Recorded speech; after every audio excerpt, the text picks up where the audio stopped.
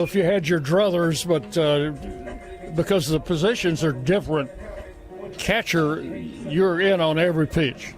Yeah, you're a lot more involved than you are at first base. I jokingly say with my buddies all the time that first base is really boring. I prefer catcher for sure because you're in every play and you get an opportunity to be in every pitch, which is more stimulating, obviously, and it's a lot more fun. What is the most difficult play for you to make at first base? The most difficult play for you to make at first base, I feel like, is honestly something as simple as a ground ball because you're already at the base and all you have to do is just get the ball. So I think sometimes guys can overthink just getting a ground ball because all you got to do is just make the light jog right over the first base. Yeah.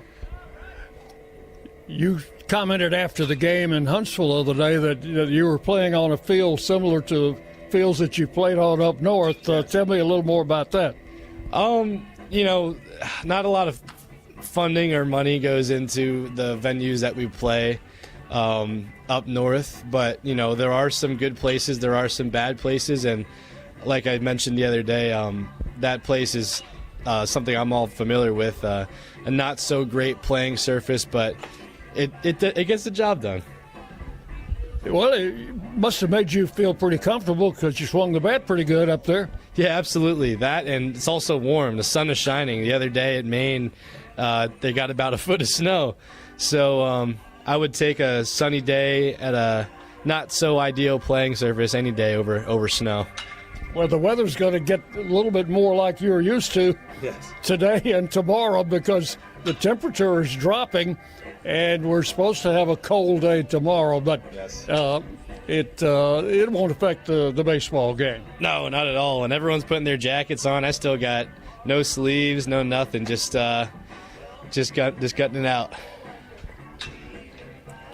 I don't usually ask players this, but what is your walk-on music? My walk-up song is "Low Down" by Lil Baby. The backstory to that is my freshman year in 2023 at Maine. That was our win song. Whenever we'd be at home, we go back into the locker room, then the guys would throw that song on, then we clap to the beat. It just keeps me really happy and keeps me grounded when I'm up there. Well, if something works for you, why change it, huh? Absolutely. If it's not broke, don't fix it. Well, this is a big series in Conference USA. Yes, sir. Absolutely, yeah. Good opponent on the other side, but we're also good.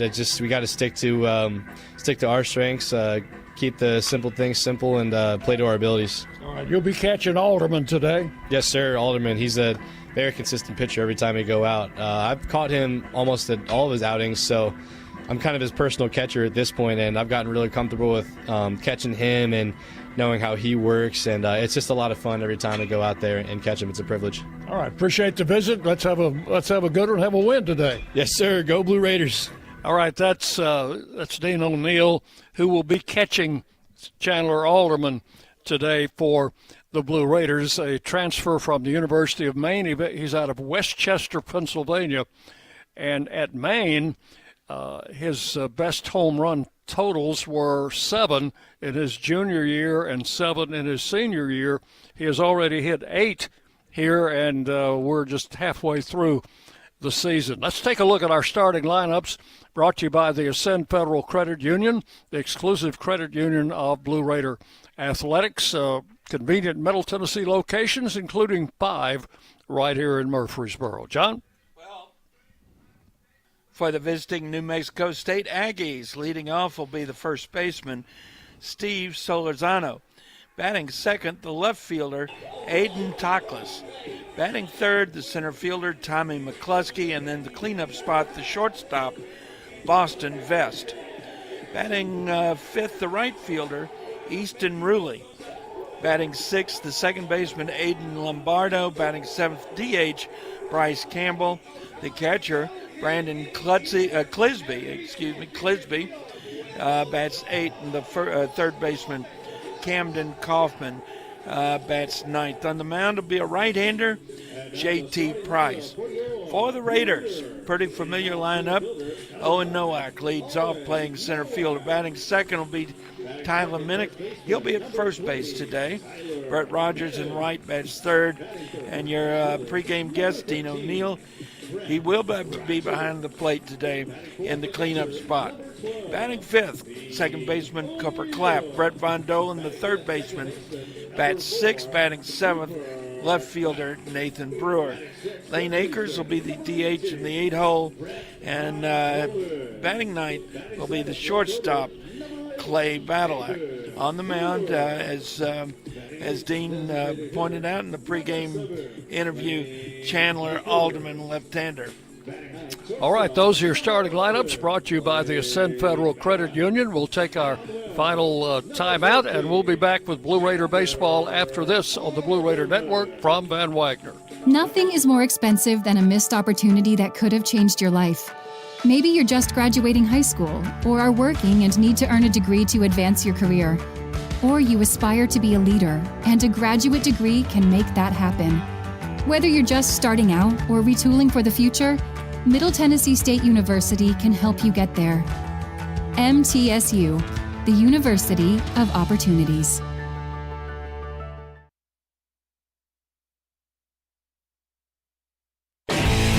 Will Fraley, attorney at law, has experience you can count on. Former Blue Raider baseball player and MTSU alum Will Fraley serves Murfreesboro and the surrounding communities. Put a strong and experienced legal fighter on your case.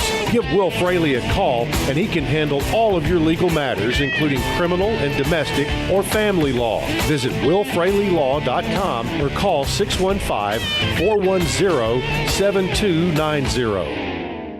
When the arena lights dim for a concert, or when the crowd becomes one at a big game, you can almost feel like you're the biggest fan. But who's your biggest fan? It's the person that will get you home safely after a night of drinking. It's the person who looks out for your life to make sure you leave the stadium with someone sober. This could be a designated driver or someone who offers to get you a ride share. Because in Tennessee, fans don't let fans drive drunk. Brought to you by the Tennessee Highway Safety Office, a division of the Tennessee Department of Safety and Homeland Security. Hey folks, it's Chip Walters from Exit Realty Bob Lamb & Associates, helping Middle Tennessee make smart moves in a fast-moving market. Whether you're buying, selling, or just exploring your options, you deserve someone who knows this community and treats your goals like their own. From first-timers to long-time homeowners, I'm here to guide you with clarity, confidence, and a steady hand. When you're ready to make the next move, start with someone you trust. Visit choosechip.net and let's make your 2026 move the right move. Las Casas Drugs is a proud sponsor of Blue Raider Athletics, located at 4702 Las Casas Pike, just minutes from Murfreesboro. Las Casas Drugs strives to provide all of your pharmaceutical needs in that hometown atmosphere you deserve. Family-owned and operated, Las Casas Drugs offers free delivery, immunizations, drive-through window, gift shop, merchandise, and medication management programs. Come by and see how we can make a difference. And go Blue Raiders. WGNS, Murfreesboro, Smyrna, the flagship station for Blue Raider sports. From the Blue Raider Network and Van Wagner College, it's time for Middle Tennessee State University baseball. Today's game is brought to you in part by Exit Realty, Bob Lamb and Associates, and agents Brad Hopkins, Richard Lewis, Jonathan Harmon, and Chip Walters. The Tennessee Highway Safety Office. And by Middle Tennessee State University. Ladies and gentlemen, it's time for Blue Raider baseball. Indeed it is. We're just about set for first pitch. Let's pause 10 seconds for station identification as you listen to Middle Tennessee baseball. The flagship station for Middle Tennessee sports. WGNS. Murfreesboro, Smyrna. The Blue Raiders play here. Blue Raiders and New Mexico State tonight, first of a three-game series. Raiders have taken the field. Dean O'Neill behind the plate. Brett Von Dolen at third. Clay Badalak is at shortstop with Cooper Clapp at second and Tyler Minnick at first. Nathan Brewer plays left field. In center field, Owen Nowak, and in right field, Brett Rogers. And on the mound is the big left-hander, Chandler Alderman. Chandler Alderman, I don't think that number is right on the score sheet. But anyway, making his No, he's not making his 14th appearance. Let me see. Seventh start. Yeah, maybe we've got. Here we go. This is better. Here we go. He's making his sixth start, sixth appearance. He's thrown 20 2/3 innings, given up. That's not right either, John. Well, His seventh start, 27 2/3 innings.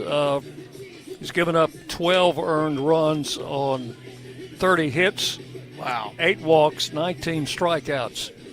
And he will be delivering pitches to his catcher, Dean O'Neill, who commented on our interview in the pregame show that he's kind of accustomed to catching Alderman now, has the last several games. I guess I can throw those numbers away. Let's give you the New Mexico State lineup, which we've already given you the batting order. First 3 in the order will be Solorzano, Toklas, and Molesky. The Aggies come in 11-13. They're 3-3 in the league, coming off a loss on Wednesday night against Arizona State, which is a top 25 team. Raiders 13-12, 2-4 in the league, coming off a win over Alabama A&M on Tuesday. Alderman is set to go. The defense is ready. We are ready. Okay. And the first pitch will be on its way as it comes in there, and it is a call strike. We're underway. 6:05 on the button. 1 strike to count. Steve Solorzano. We've seen him now for 3 years. He is a junior. He was a starter as a freshman. Right-handed hitter. Slices 1 foul off to the right side. The count will go to 2 strikes on Solorzano. Had a little bit of an uppercut on that. That's about the only way that, well, I'm not even sure that's going to help you today, because game time temperature 56 degrees. It is overcast. The wind is blowing from the north at, let's see, the last time I checked, 15 miles an hour. Pitch is low and inside. And the count will go to 1 ball and 2 strikes. With the wind blowing in, it's going to be a pitcher's night. That doesn't mean we won't have a lot of scoring, but it probably will cut down on the number of long balls that we have, because the wind's going to hold a lot of those fly balls up. Alderman's 1-2 pitch, foul down the right field line, and the count holds at a ball and 2 strikes. Well, I found a better set of stats. I think I got that part right now. That's embarrassing. 330 down each line, 395 to straightaway center field here at Reese Smith Field. Overcast skies, rain in the offing. And this pitch hit right back to the mound. Alderman, he's going to run halfway to the bag, toss it over there to Tyler Minnick for out number 1. Solorzano bounces out to the pitcher. This New Mexico State team took 2 out of 3 from Louisiana Tech in Las Cruces over the weekend. They lost the first game and won the last 2 games in that series. So they're 3-3 in the league. They're 1 game up on the Raiders. This is Aiden Toklas. He's a left-handed hitter, plays left field. And Alderman's first pitch to him is a strike called. He showed bunt. Looked like he I don't think he offered it to pitch. Well, he kept the bat out there, though. But you're right. That was what he was doing, was just keeping the bat out there. He was not offering. You're right. 1 strike to count. 1 out here in the first inning. Alderman's pitch is low for a ball. 1 ball and 1 strike.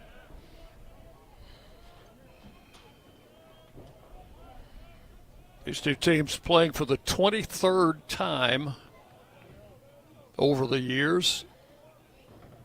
There's a ground foul outside the bag at first. The count will go to 1-2. New Mexico State leads the series 12-10. The Raiders, however, at home are 7-5. against the Aggies.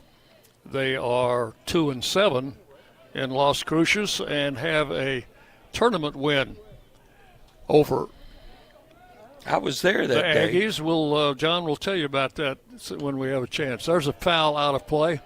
That will hold at a ball and 2 strikes. That was back in 2005 when we were both members of the Sun Belt. 1-2 to Toklas. Spells his name Tadas, but pronounced Toklas. Pitch to him is a line drive through a base hit into left center. He'll take a wide turnaround first, put the brakes on, and the ball is misplayed coming into the infield, but he will not advance.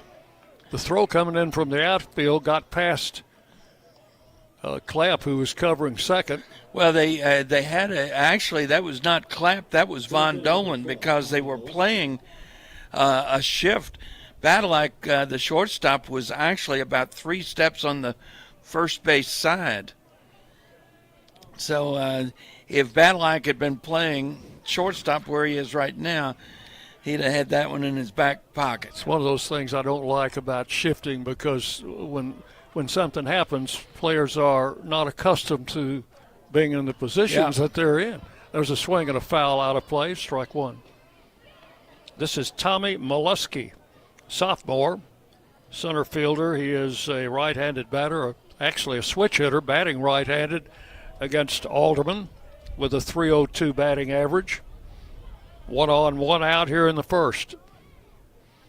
Alderman's pitch swung on, left side, backhanded by Badalak, long throw, and a tag by Minnick for the out. That was a very good play all the way around. Badalak had to backhand the ball in the hole, threw across. The throw pulled Minnick off the bag, but he swipe tagged the runner coming by. So that is a 6-3 put out, and the runner, Tackless, advances to second. Looks like a regular ground ball out in the scorebook, doesn't it? Yes, it does. It's too bad there's not a way to, other than adding that star from time to time. Here's Boston Vest. He's the shortstop. And the first pitch to him is hit into right field. Rogers going back. The wind's going to hold it up for him, and he gets there and makes the catch for out number 3. West hit that ball, but got it up into that north wind blowing in, and the wind was able to hold it up in time for Brett Rogers to get there and make the catch. In the first inning for the Aggies, no runs, 1 hit, and 1 man left on base. We'll go to the bottom of the first inning. New Mexico State nothing, Middle Tennessee coming to bat. You're listening to Middle Tennessee Baseball from Van Wagner. Bring your game day style courtside with a stop at Lightning's locker room on the concourse. From bold new drops to timeless campus classics, we've got everything you need to turn heads from class to tip-off. Whether you're rocking a hoodie in the student section or sporting a tee around town, your look says it loud. You're here for the wins, the energy, and the tradition. So step up your style and your spirit, because at Lightning's locker room, the season never slows down, and every fan plays a part in the hype. Let's make every day feel like game day. Locally grown, Blue Raider proud. This is Jonathan Harmon with the J. Harmon Home Team. As an MTSU alumnus and lifelong Rutherford County resident, I bring the heart of a teacher, the grit of a Blue Raider, and over 15 years of real estate experience to every client. Honest to a fault, connected to the community, and driven to serve. I don't just help you buy or sell, I help you understand every step. The J. Harmon Home Team, where real estate meets real talk.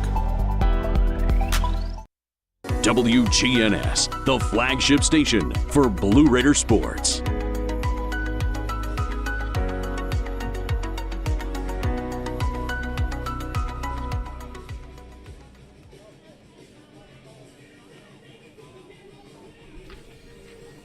We go to the bottom of the first inning. No score in the game, and the defensive alignment, as we have the first few raindrops starting to come in, John, the defensive alignment for New Mexico State will be this way.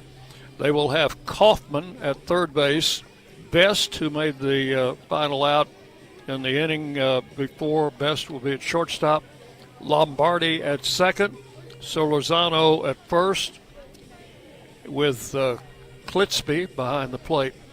Toklas in left, Molesky in center, and Ruley will be in right field. And on the mound will be a freshman, right-hander T.J. Price.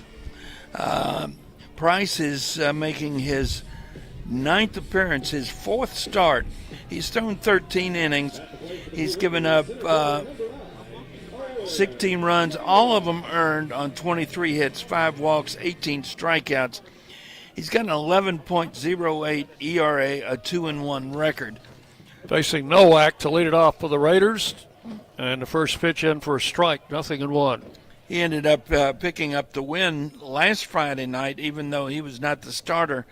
Starter lasted an inning and a third. Price came on and went 2 1/3. Swing and a foul out of play, 0-2. And that was good enough to have him in the right place for the win. Price, 6-footer, 185 freshman from Peoria, Arizona. It's right out of Phoenix, isn't it? Pitch is high. I'm not familiar with Peoria. I'll bet you it had something to do with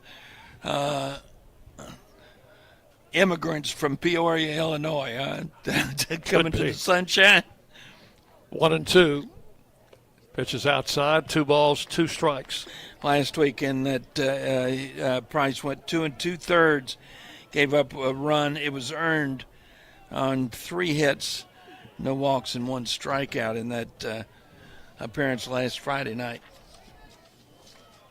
2-2 to Nowak leading off the inning, and he bounces it to the right side.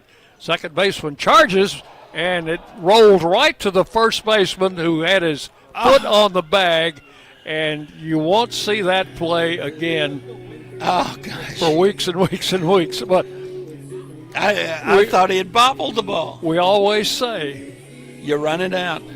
You run it out, plus you're going to see something you've never seen before. I don't think I've ever seen that before. I mean, I'm ready to put an E4 in my scorebook. There's a pop-up. It's going to be out of play. Tyler Minnick. So that will be a 4-3 put-out. Yeah. But not your standard 4-3 put-out. No. Second baseman actually had it kick off his glove, and it rolled right into the glove of the first baseman who had his foot on the bag. How about that? Strange things happen at the ballpark, don't they? 1 ball, 1 strike to count. We do have some raindrops just now starting. Pitch to Minnick is high for ball 2. Our home plate umpire is Jesse Chesterfield. David Bailey at first base. Justin Whitten at third. 2 balls and a strike. Minnick swings through this pitch. It's 2-2. Yep, getting a little bit dark here. Lights have been on since late afternoon. Brett Rogers waiting to hit next. And the 2-2 pitch is just outside, ball 3. That looked like a pretty good pitch. It's rained pretty light right now. A few umbrellas. Most people just sitting through it. It's not supposed to last that long, about a half hour. Check swing. Did he go? I say no. He did not go. Tyler Minnick has to take a deep breath on that one because his swing on that outside pitch almost covered the plate. But that will be a base on balls.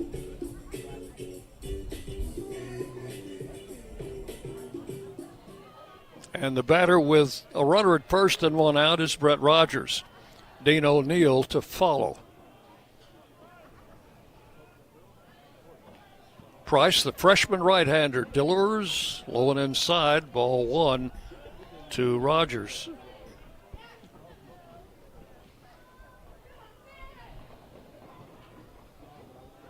One on, 1 out. Here in the bottom of the first inning, no score. Rogers takes a ball inside for ball 2, 2-0. Oh, I see a few umbrellas. I see some folks moving back up just below us so that they'll be under the overhang. The pitch. Low and inside again. So they're working Rogers inside, and he's missed on 3 straight pitches trying to get that inside corner. 3 balls, no strikes. Catcher, who is Clisby, out to have a word with his pitcher. Clisby's a big old guy, isn't he? Looks like it. He dwarfs that home plate umpire. 3 balls, no strikes. Runner at first, Tyler Minnick with a base on balls. And ball 4 is low. Back-to-back walks here in the bottom of the first inning. So the runners have a little, Raiders have a little something going with runners at first and second. The batter is Dane O'Neill. And Price just doesn't give up that many walks based on his numbers. In 8 appearances, his first 8 appearances, he had only walked 5. He's walked 2 in a third of an inning. O'Neill hitting .343, takes a strike. He has 8 home runs, 1 more than his best seasons at Maine. He had 7 as a junior and 7 as a senior. He has 8 here for the Raiders. The pitch. Missed outside, 1-1. The only place the ball is going to get out today is going to be if he can pull the ball down the left field line. Price, the right-hander, comes set, and the ball fouled off to the right, and it counts 1-2. Well, today is the day to hit line drives. Yep. Hit singles and doubles and score lots and lots of runs if you're a Blue Raider. Not too many fly balls.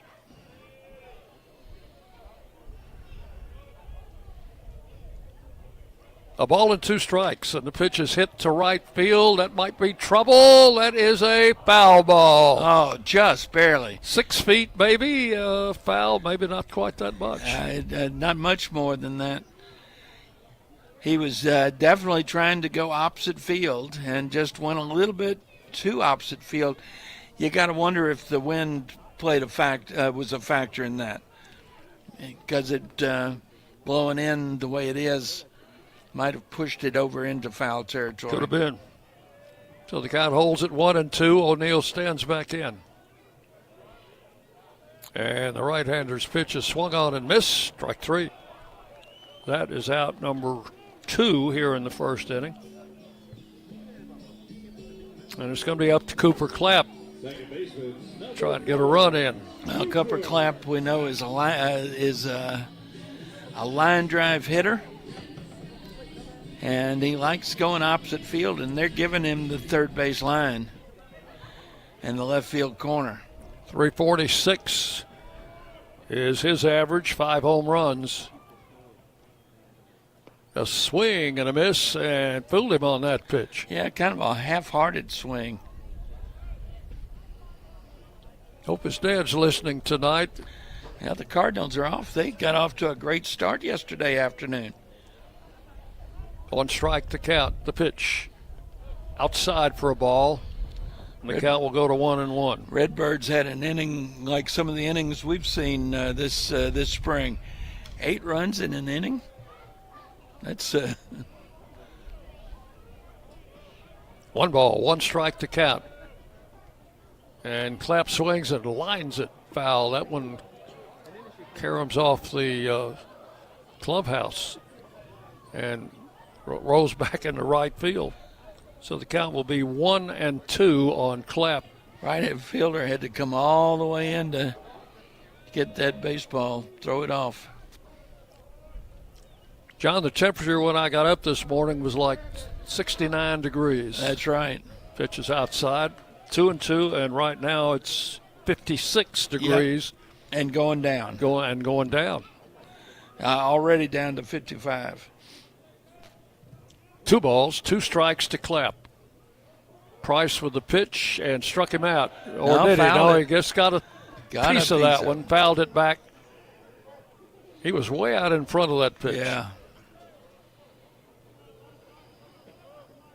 So Price has shown the ability to change speeds and mix his pitches up, although he has walked a couple here in the first inning. Runners first and second. 2 men out. And the 2-2 pitch coming up. And it is just a bit high. Full count now. That's a tough pitch to lay off of. This will put the runners in motion with 2 outs and the count 3 balls, 2 strikes. Runners are off and the pitch is outside, and he has walked the bases loaded here in the first inning. And as John mentioned a minute ago, only 5 walks in 13 innings coming into this game, and he's already walked 3 here in the first inning. And the batter will be Von Dolan.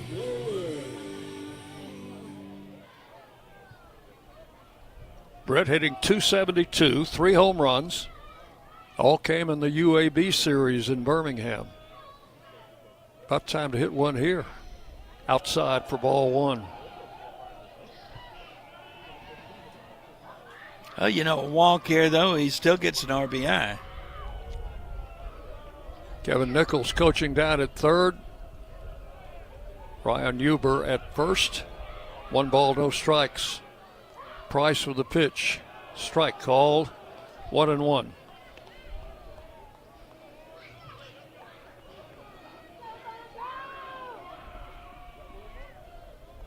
Infield straight away, outfield straight away.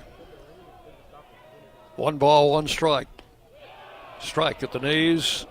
1-2. I don't think Von Dolan liked that call. That had a little wrinkle on it, and Von Dolan held up, took the pitch for a strike. 1 ball, 2 strikes. Price for the pitch, and a long fly ball, but foul down the left field line. Von Dolan knows what it feels like to hit a grand slam in this park. He does that.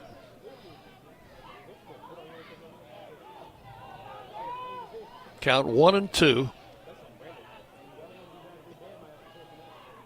Price delivers, and a swing and a foul to the right side. Right fielder coming over. Didn't get there, and then he ran into the wall. And that's a concrete wall. He hit that, went down, but he's back up. That was definitely the wind getting a hold of that. That was Rulli, the right fielder. He gave it a... He thought he was going to catch it over by the line. Gave it a full 100%, but he ran into that wall just as the ball was coming down. So the count remains 1 ball and 2 strikes. If that ball had gotten down fair, we'd have ended up scoring 3 runs. Fortunately, it went out of play. Here's the pitch. Blowing outside, ball 2. That was exactly where the catcher had set up for that delivery. Trying to induce Von Dolan to swing at a bad pitch, but he held up. 2-2. Threw him the fastball down and away. Ball 3, same spot. So now, John, you've got 3-2 with the bases loaded, and once again, the merry-go-round will start. Yeah. The runners will be off with the pitch.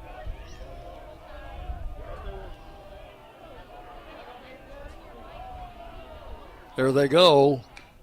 Swung on and fouled back to the backstop. Back over by the New Mexico State on-deck circle. So we'll do it all over again. Same 2 teams tomorrow at 3 o'clock. We'll be on the air with our pregame at 2:45 tomorrow. Pickoff play to second. Bad throw. The runner perhaps could have scored from third. I think Minnick got kind of a late jump. Yeah. Off third base as the pickoff throw was off the second baseman's glove. Didn't roll quite into the outfield grass.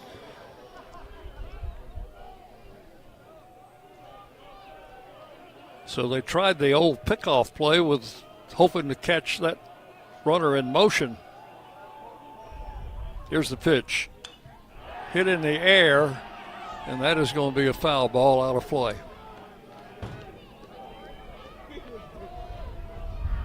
I lost sight of that ball. Did it come back this way? I think it came off the screen over there.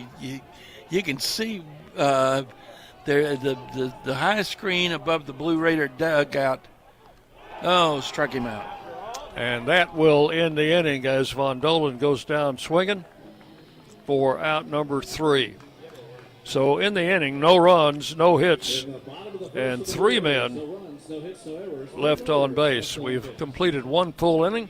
New Mexico State nothing, Middle Tennessee nothing. You're listening to Blue Raider Baseball from Van Wagner. At State Farm, when home and auto work as a team, you score and save money. I'm State Farm agent Andy Wama. Give me a call at 615-890-0850 and let's work together to win big by saving money on home and auto. With the service you get from State Farm, you might think our car insurance costs more. I'm State Farm agent Andy Wama. Give me a call at 615-890-0850 and let me show you with discounts up to 40%.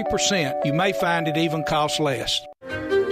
At Middle Tennessee Electric, we see the lines that link us all, illuminating our neighborhoods, empowering our businesses, and helping us to recharge. Because we believe in the power of good energy. Whether it comes from our grids, the sun, or a kind heart. And as your family and our region continue to grow, you can trust that we'll always be there for you. Middle Tennessee Electric, bringing good energy. You're listening to MTSU Sports on WGNS. Dick Palmer, John Callow with you for the first of a 3-game series as the Blue Raiders host the Aggies of New Mexico State out of Las Cruces, New Mexico. Chandler Alderman with a scoreless first inning. He'll face the 5, 6, 7 hitters in the Aggies order. They are in all gray uniforms. I love their uniforms, though, Dick. They're wearing the socks bloused up just under the knee, and they all have the same look, John. They're wearing the stirrup socks. Kind of look like a baseball team. They do look like a baseball team. This is Ruley, bounces one in the hole to Badalack, long throw to first, and the tag made by O'Neill once again. That's that same play you saw in that last inning. I said O'Neill. That was Minnick, of course, playing first base, and another 6-3 putout, which was not a routine play. So that is out number 1. One of the things that you have to be concerned about if you're an infielder, you've got a tough throw, is whether or not the baseball has picked up moisture off the grass. It's a little tougher to make that throw. Rain is coming down, or was coming down, very lightly. There's a strike call to Lombardi. He's the second baseman for the Aggies. Aiden Lombardi hitting .364. That's from the right side. And Alderman's pitch over but low, ball 1. 1 ball, 1 strike. Lombardi is out of Petaluma, California. He's a junior college transfer out of Santa Rosa Junior College. 1-1 pitch, missed inside, ball 2. I think that rain light right now is light enough that it's not a whole lot more than a nuisance. 2 balls and a strike to Lombardi. Alderman with the pitch, missed high, ball 3, 3-1.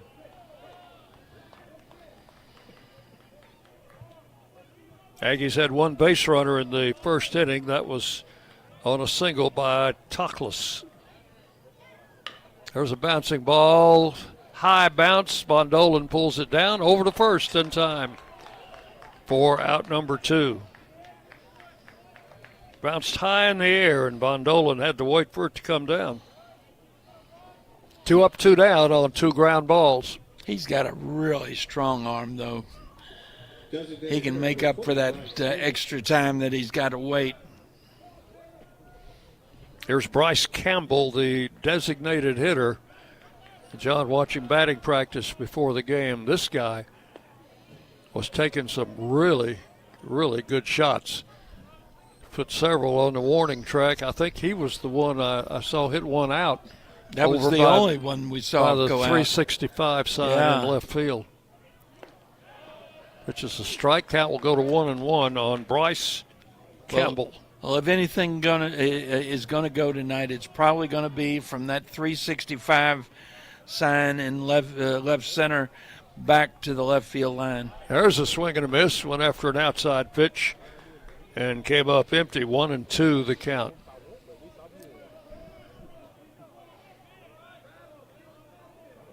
First 2 men have been retired on ground balls here in the second inning. There's no score in the game. Low and inside, tried to catch that inside corner. Just missed. 2-2.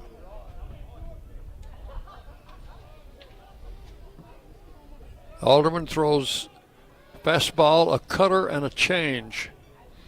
That last was a fastball. Low ball, 3-2 now. Came back with another fastball.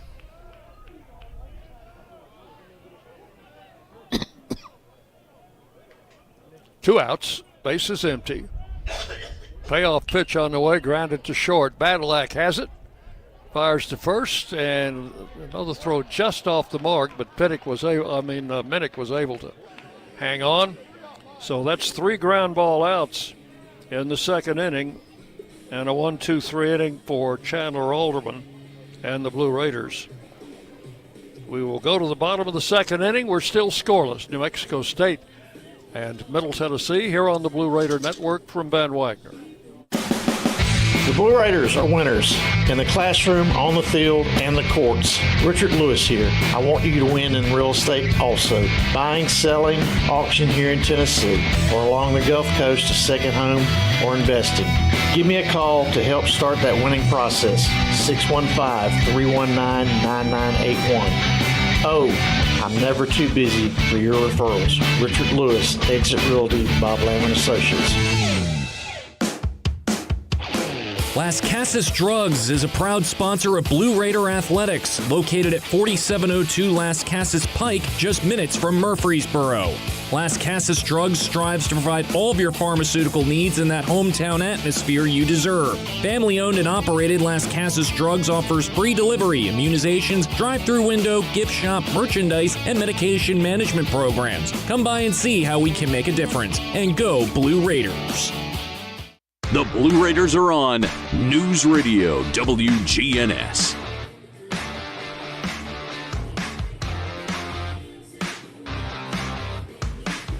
We go to the bottom half of inning number 2 in a scoreless game. I was going back and looking at Price's previous starts. His last start was March 10th. He went 4 innings. That was his longest start of the season. His previous start was February 28th. He went 2 innings in that ball game. So it does not look to me like he's the guy that you're going to expect to go out and give you 5, 6, 7 innings. Bottom third of the Blue Raider order here in the bottom of the second inning. It'll be Brewer, Akers, and Badalak. Nathan Brewer in from the left side, takes a strike, 0-1. Brewer hitting .267, 4 homers, 23 runs driven in. A swing and a miss, had a good cut at a 90-mile-an-hour fastball, and it's 0-2.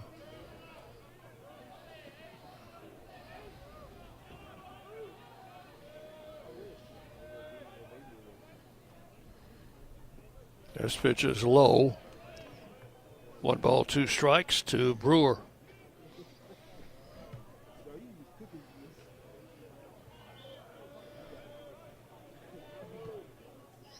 Price with the pitch, and a bouncing ball to the first baseman. He'll field it, make the play unassisted. And that is out number 1 here in the second inning.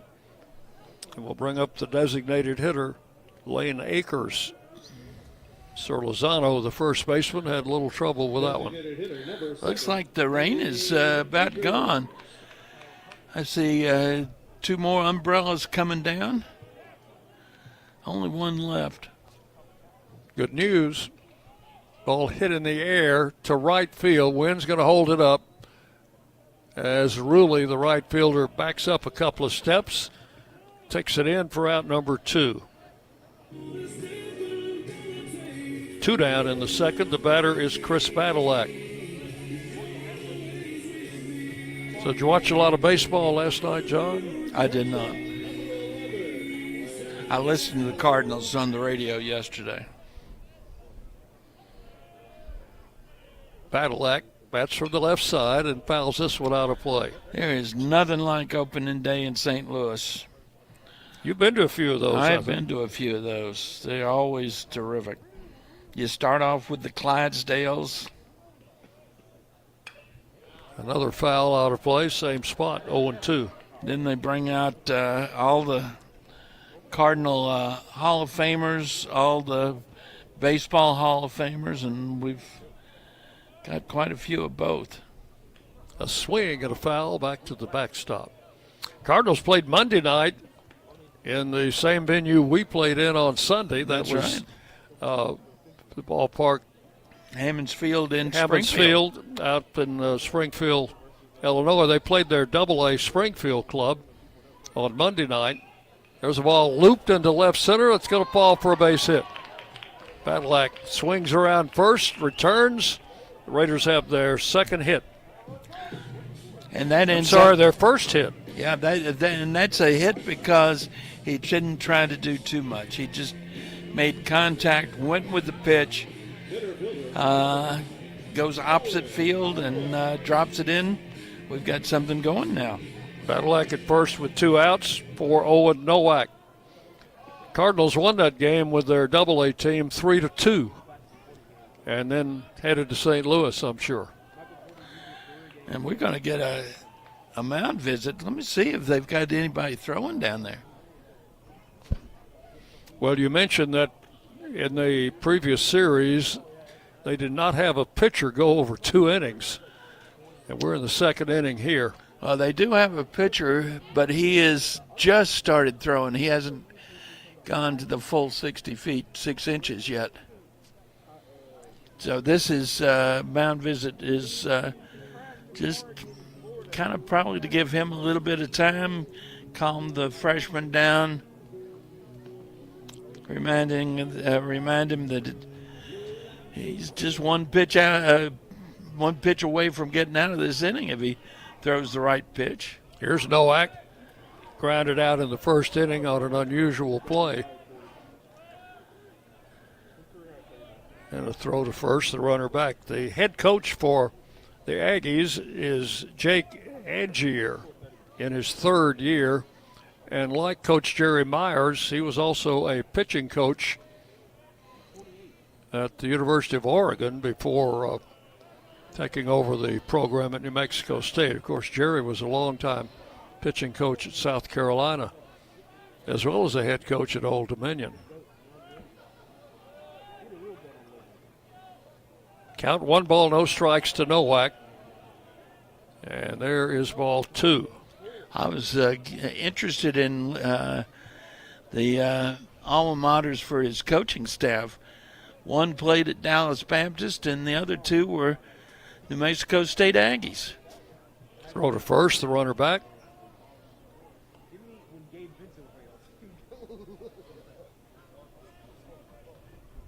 Badalak with the Raiders' first hit of the game is the runner at first base. 2 outs. 2 balls, no strikes. The pitch. That's outside, ball 3. 3-0.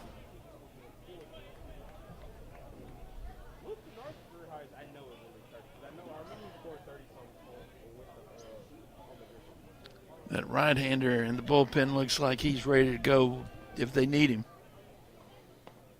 There's a strike call, 3-1. 3 o'clock tomorrow. The Sunday game will be 11 o'clock in the morning. Aggies have a long, long way to go to get home. They probably have an early flight. Fly ball to right field. Right fielder going back on the track, reaches up and takes it in for out number 3. 2 steps from the wall. That is going to be all in the second inning. And once again, the wind played a factor in keeping that ball up for the right fielder to get there. No runs, 1 hit, and 1 left. We've played 2 full innings, and there's no score in this game.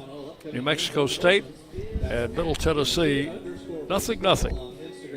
You're listening to Middle Tennessee Baseball from Van Wagner. Bring your game day style courtside with a stop at Lightning's locker room on the concourse. From bold new drops to timeless campus classics, we've got everything you need to turn heads from class to tip-off. Whether you're rocking a hoodie in the student section or sporting a tee around town, your look says it loud. You're here for the wins, the energy, and the tradition. So step up your style and your spirit, because at Lightning's locker room, the season never slows down, and every fan plays a part in the hype. Let's make every day feel like game day. Hey Blue Raider fans, this is Brad Hopkins with Exit Realty Bob Lamb & Associates. Winning in real estate is a lot like football. Good coaching and recruiting a great team are the keys. I put together a team of lenders, inspectors, and home professionals to help you succeed. Let me coach you through this process and make sure you come out a winner. Whether you're looking to buy, sell, or invest, I am here to help you win. Visit BradHopkinsHomes.com or call 615-556-9239 to find out more. Rutherford County's MTSU station, News Radio WGNS. John checked the radar in between innings, and it looks like the rain may be past us. We're on the back edge of that front that just blew through. It's going to take temperatures down into the 30s tonight, I believe, here. Yeah, I'm glad I didn't put that blanket away. New Mexico State will have their number 8 hitter, Brandon Clisby, the catcher, to lead off here in the 3rd inning. Mentioned Clisby, a big guy for a catcher, 6'2", 185. Right-handed hitter, bounces one to Clapp at second base. Scoops it up and plays to first. 1 pitch, 1 out here in the 3rd inning. John, that is now 5 ground ball outs out of the 7 outs that Alderman has recorded. Third baseman number 2, Camden Kaufman. And that is good pitching. That's what you need to do on a night like tonight, because that wind, the rain may be gone, but the wind is still howling. First pitch to Kaufman is down low for ball 1. Camden Kaufman is the third baseman, a right-handed hitter. Low and inside for ball 2. Number 9 hitter hitting 163. And that temp is still dropping down to game time. It was 57 down to 53 now. There's a strike call, 2-1. 1 out here in the 3rd inning, no score in the game. And with the wind chill, it feels like 49. Swing and a foul out of play. Dean O'Neill is feeling more and more at home, isn't he? 2-2.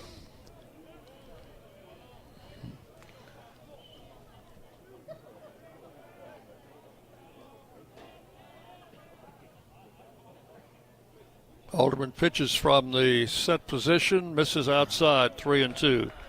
Not much of a wind-up.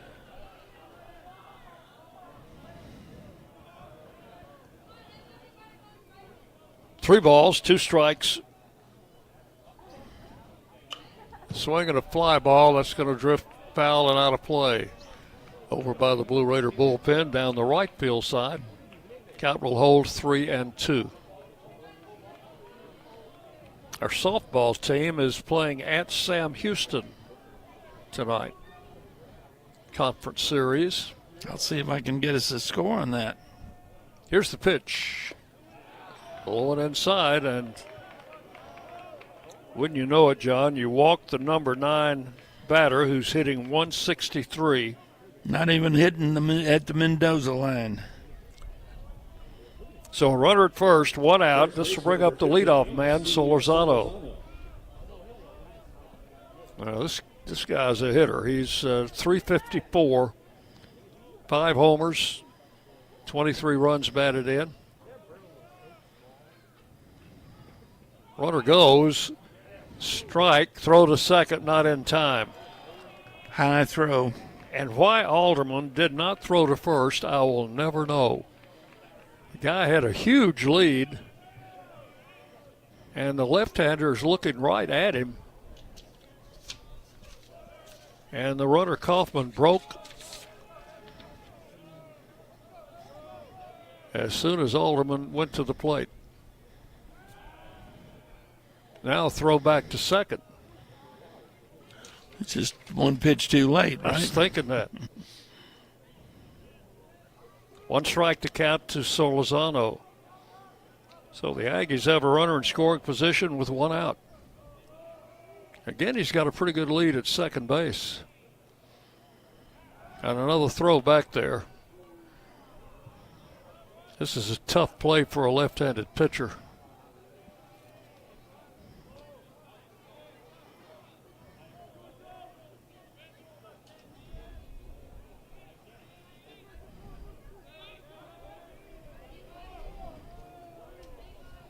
Alderman comes set, and the pitch. And a little looper, Clapp's got it, and the runner gets back to second just in time. Clapp had him played perfectly. He was playing closer to the bag at second to hold the runner, and the ball hit right at him. So that's out number 2. And the batter is Tackless, the left fielder, a left-handed hitter. Had that base hit to left center in his first at bat. Pitch is down into the turf, stopped there by our catcher O'Neill. 1 ball, no strikes.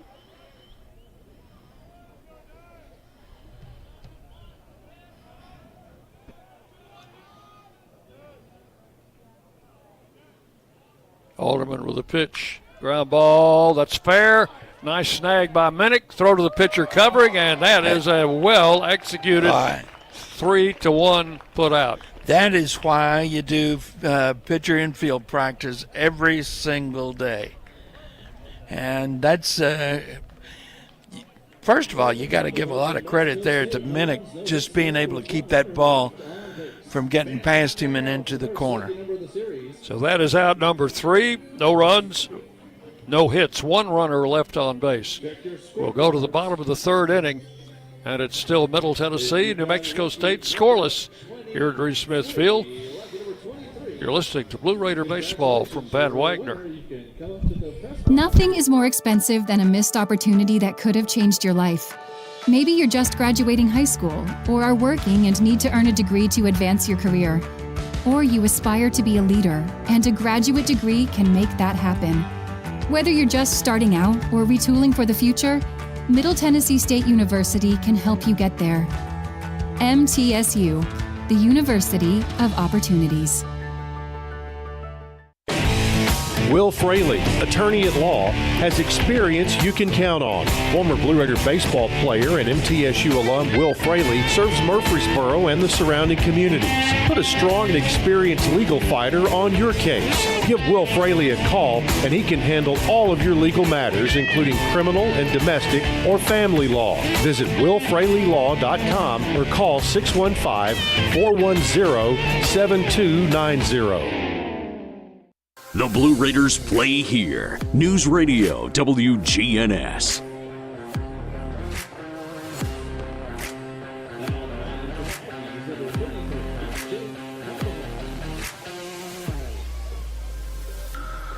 We have had a pitching change here in between innings as New Mexico State will bring in a new pitcher, a right-hander. He is number 33, Jake Carvajal,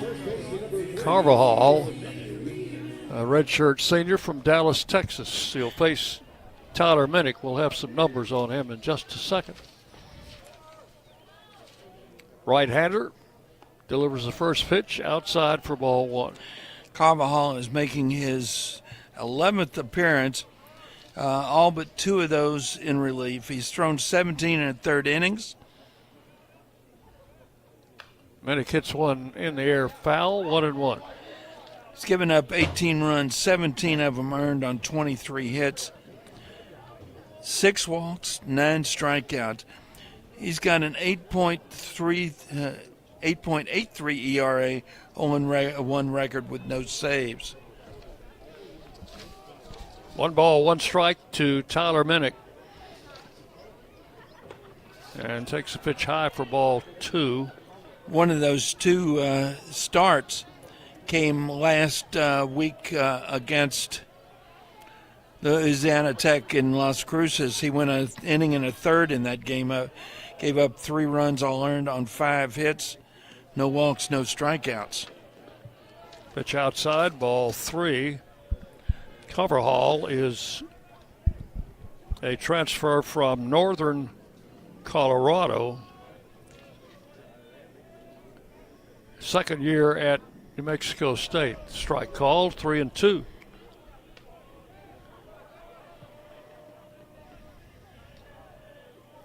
Last year he made 14 appearances, including 2 starts for the Aggies. Here's the 3-2 pitch to Minnick, and it's low for ball 4. And for the second time, Tyler Minnick has drawn a base on balls. Final numbers on the starter, J.T. Price. He goes 2 innings, gives up no runs on a hit, 3 walks, and 1 strikeout? 2 strikeouts. 2 strikeouts. That's right, he had 2 strikeouts. Got Von Dolan to strike out with the bases loaded in the first. Here's Brett Rogers. Runner at first. Nobody out here in the inning. Rogers butts through the pitch, strike 1. Tried to lay one down, move that runner along.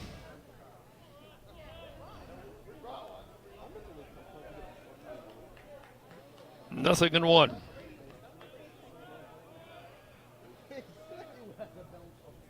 And the pitch. Not bunting there, takes it for strike 2. 0-2. Brett's hitting .389. Drew a walk in the first inning.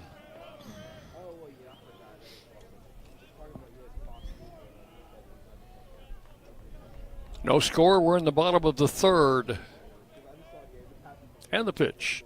Outside for a ball. 1-2. So how many pitchers did you say they used in that Louisiana Tech series? 14 pitchers. Wow. Well, we've already seen 2 in the first 3 innings here. Mm-hmm. The pitch. And a little tap to the first baseman. He fell down, gets up. It was a foul ball. Was that off his foot? I think so. Well, Rogers did not run. No. He's flexing his right foot as if to say that ball was off my foot. They're going to... well, it's a shame that he didn't run because... he would have beat it out. Yes. The first baseman slipped on the wet grass in the infield when he picked it up. And pitcher didn't get over there. Went flat of his back. Mm-hmm. So Minnick is standing out at second base. They're going to make him go back, I think. I think they've decided that was an out. An out? Apparently so. Wow. So what's that going to be 3-1 on the put out? I guess. I thought Rogers thought he fouled it off his foot. Minnick is down at second base now with 1 out. And here's Dean O'Neill. Pitch to the plate. Taken for strike 1. You mentioned the Lady Raiders softball team down in Huntsville, Texas. They're in the top of the 4th in that game, and Sam Houston is leading 2-0. Scored 2 in the bottom of the first. Pitch outside, 1-1. Our Lady Raider basketball team fell in the round of 16 in the WNIT last night, 66-56 to Cleveland State. 1-1 pitch. There's another ball hit about the same spot, and the pitcher blubs it. The ball is rolling away, and everybody is safe. That's got to be an E1. The pitcher picked it up and was getting ready to toss it to first.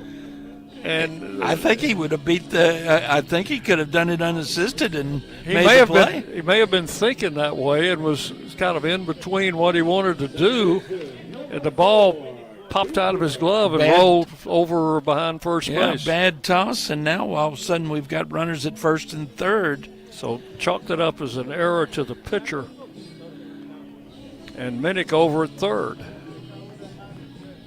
Well, the Raiders are getting it done the hard way.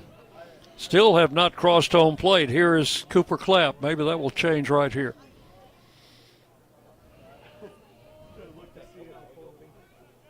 Carvajal with the pitch, low and inside, ball 1. This is his first inning. He's already had a couple hit almost at him. One of them the first baseman fielded and threw to him covering. This one he fielded and didn't make the play. There's ball 2, 2-0.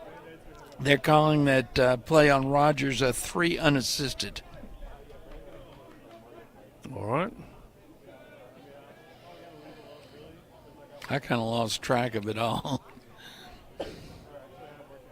2 balls, no strikes to Cooper Clapp. First and third for the Raiders, 1 out. There's a ball shot, picked up by the first baseman, touches the bag, out, throws it away as he tried to go to second base, and the run is in.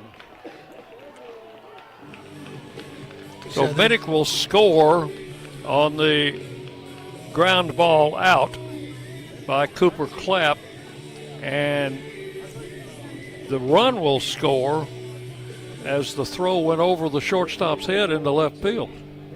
So I guess that would be an E3? Well, there's only one error. No, there are 2. Did they just put a... No, I'm sorry, I'm looking at outs. I think they're saying that that the runner from third scored on the initial ground ball. Pitch to Vandola. And since they got now they put up a second error. Okay. So that's, I'd say the run scores on the E3. So it is a 1-0 game. Von Dolan bounces one to third. That's going to be a foul ball. Just outside the line. We've had some very unusual plays already in this ball game. 1-1 the count. The runner at second is O'Neill. Clapp should get an RBI on that ground out to first base. They did give him an RBI. Ball hit in the right field. That's a base hit. Here comes O'Neill rounding third. The throw is coming through. He's going to be out at home. Well executed play as the right fielder Rulli fired to the catcher, put the tag on O'Neill sliding in. So that will be a base hit for Von Dolan. He is, however, denied an RBI as the runner is thrown out at the plate trying to score. That's the third out. In the third inning for the Raiders, 1 run on 1 hit, 2 errors, and 1 man left on base. So let's go over the totals after 3. Some strange plays in this ball game. Oh, yes. For New Mexico State, no runs, 1 hit, and 2 errors. And for the Raiders, 1 run, 2 hits, and no errors. It's 1-0 Middle Tennessee as we go to the 4th inning on the Blue Raider Network from Van Wagner. When the arena lights dim for a concert, or when the crowd becomes one at a big game, you can almost feel like you're the biggest fan. But who's your biggest fan?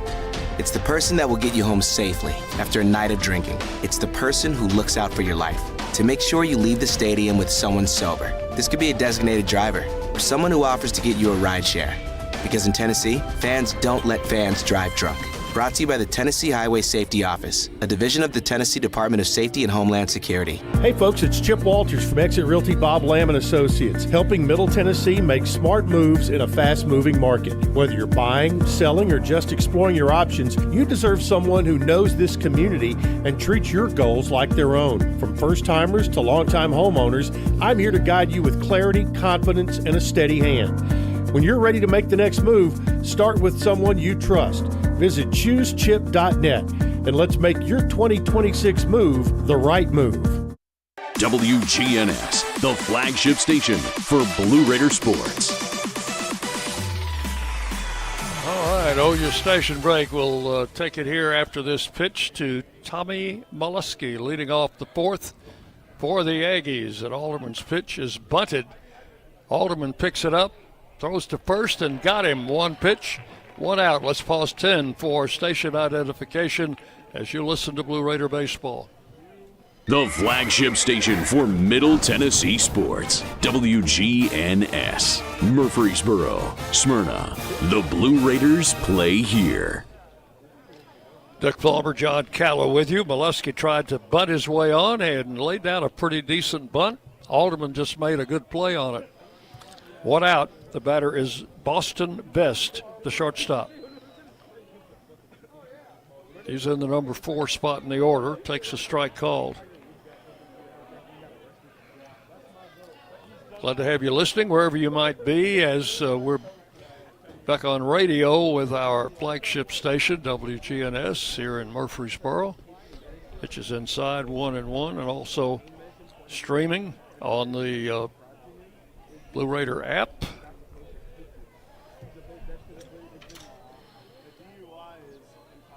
Here's the pitch. Ground foul past third, 1-2. Game's also on ESPN Plus tonight. Dick, they've taken that second error off the board, so that means that Cooper Clapp does get an RBI for that 3 unassisted, and there's ball 2 to Vest, 2-2. And since there was an out on the play, they don't call the error on the throw to second base.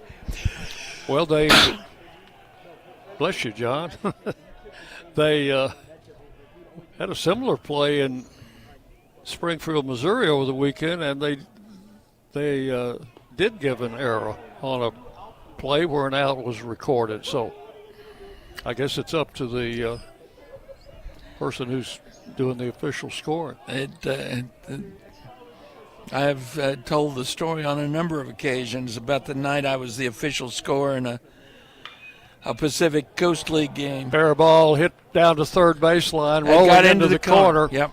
And the runner is going to pull into second with a stand-up double. That is Vest. That'll be the second hit.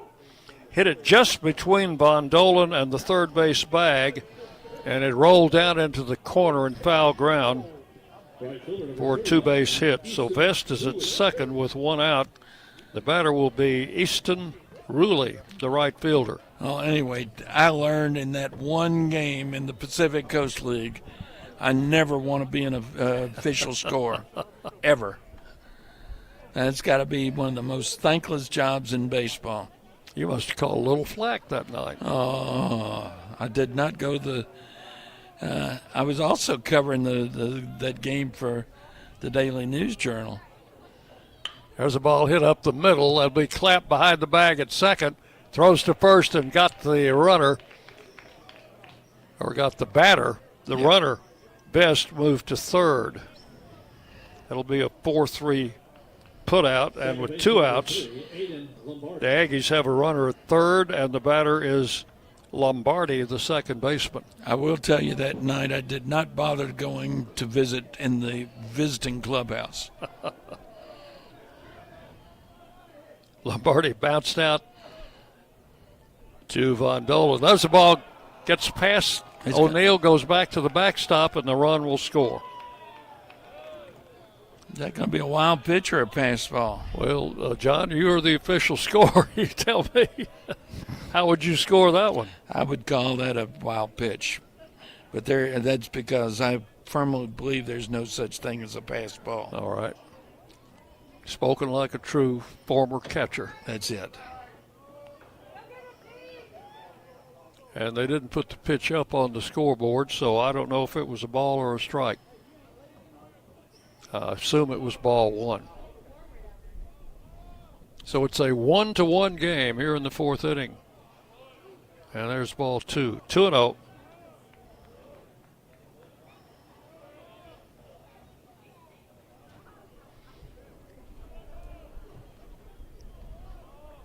Did you find out? Not yet. I think they're still trying to make up their mind next door. Strike called, and the count will go to 2-1 on Lombardi. We're in the fourth inning. I'm going to put it down as a wild pitch. And the pitch, that would hit him right in the back. Lombardi hit by the pitch. Will go down to first base. So runner at first with 2 outs, and the batter is Campbell.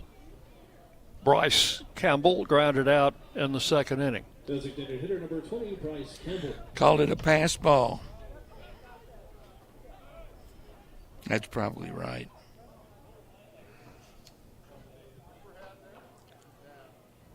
So each team has 1 run, and the runs have scored in very unusual circumstances. Well, that's just kind of the way this whole game is.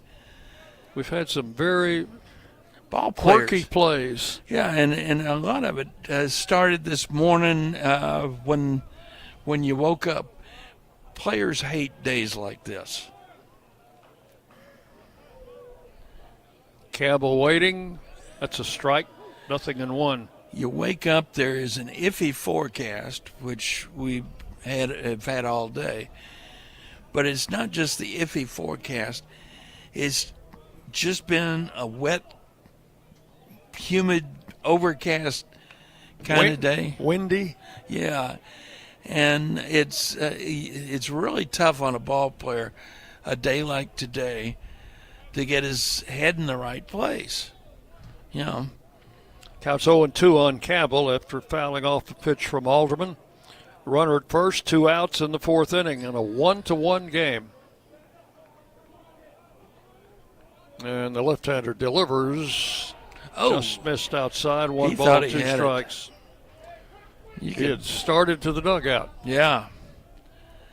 But, and it's got to be worse on the visiting team because they're sitting in their hotel or wherever they've been, and are we going to play? Are we not going to play? Runner goes, swinging a foul to the screen, right over the Blue Raider dugout. Might have some folks out in the land of enchantment listening to the broadcast. New Mexico State fans, if so, we welcome you to the broadcast. That's right. Hope we get all those names pronounced correctly. Swinging a foul back. Count holds at 1-2. Isn't that what they call New Mexico, the land of enchantment? I don't know. I hope I'm right. I've flown over it a number of times. Were you enchanted? Sure. The pitch. Swing and a miss. Fanned him on a high fastball. That's going to retire the side in the fourth inning, but not before the Aggies tie it up with 1 run on 1 hit. And there's 1 man left on base. So we're going into the bottom of the fourth inning at Reese Smith Field. It is Middle Tennessee 1, New Mexico State 1. You're listening to Blue Raider Baseball from Van Wagner. Las Casas Drugs is a proud sponsor of Blue Raider Athletics, located at 4702 Las Casas Pike, just minutes from Murfreesboro. Las Casas Drugs strives to provide all of your pharmaceutical needs in that hometown atmosphere you deserve. Family-owned and operated, Las Casas Drugs offers free delivery, immunizations, drive-through window, gift shop, merchandise, and medication management programs. Come by and see how we can make a difference. And go Blue Raiders! Bring your game day style courtside with a stop at Lightning's locker room on the concourse. From bold new drops to timeless campus classics, we've got everything you need to turn heads from class to tip-off. Whether you're rocking a hoodie in the student section or sporting a tee around town, your look says it loud. You're here for the wins, the energy, and the tradition. So step up your style and your spirit, because at Lightning's locker room, the season never slows down, and every fan plays a part in the hype. Let's make every day feel like game day. You're listening to MTSU Sports on WGNS.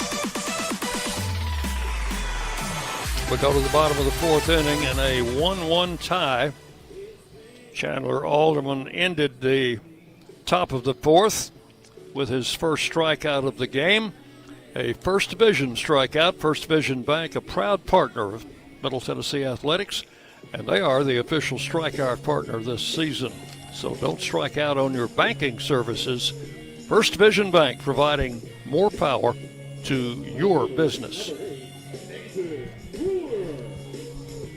Nathan Brewer leads it off for the Blue Raiders here in the fourth in a 1-1 game. And the first pitch from the right-hander Carvajal is in for a strike, 0-1.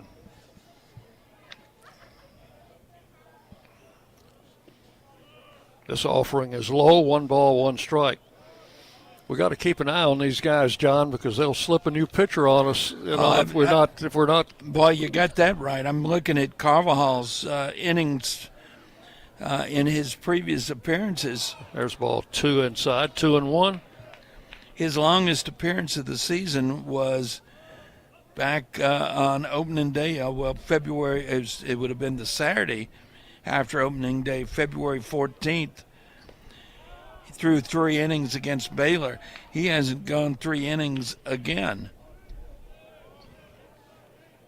Count goes to 3-1 now on Brewer.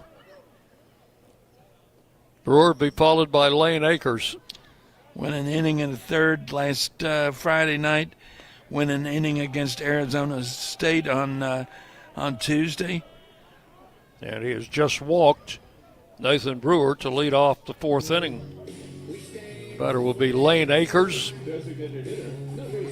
Drove a ball fairly deep to right field in his first appearance. Was caught by the right fielder. Lane hit his second home run of the season his third home run of the season this past weekend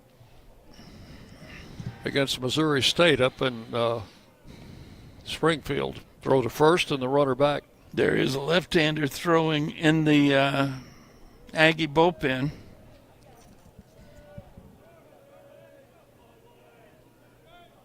Carvajal with the pitch, a bit high. 1 ball, no strikes to Lane Akers. Nothing at all happening in the Raider bullpen. There aren't even any pitchers out there. Or catchers. Throw to first, runner back. That's Nathan Brewer. He has swiped 6 bases this season, so he is a capable base runner.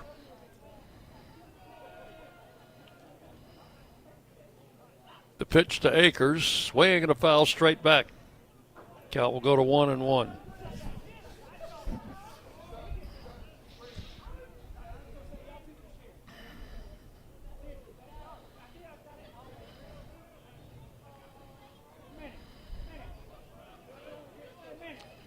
Wind continues to blow straight in, right out of the north.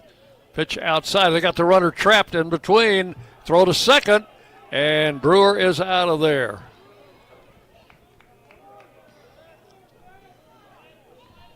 That'd be a caught stealing 2-6. That's another strange looking play. Akers I thought was around to bunt with a 1-1, and Brewer didn't look like he took off on the pitch. Looked like it was kind of a delayed steal type situation. 2-1 the count to Akers. 1 out now, and a foul out of play, and the count will go to 2-2. And it wasn't like the catcher reacted immediately. Oh, he kind of delayed a bit. Yeah, the whole play was very unusual. That's all we've had tonight is unusual plays. Yeah. Do we have a full moon? Well, we can't see. We can't see the moon because of the clouds. That's right. Now there's ball 3, so it's a full count to Akers, 3-2. A 1-1 game. We're in the 4th inning. And Carvajal's pitch is hit in the air, shallow center field. Second baseman going back, and he makes the catch and then slips and falls right on his backside. So that will be out number 1.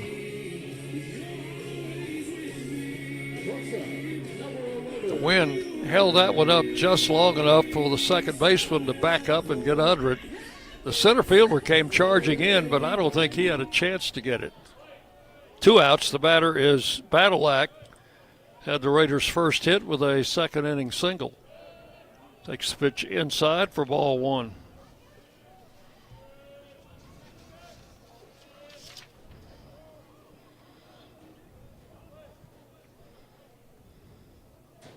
Carvajal with the pitch. Low, ball 2, 2-0.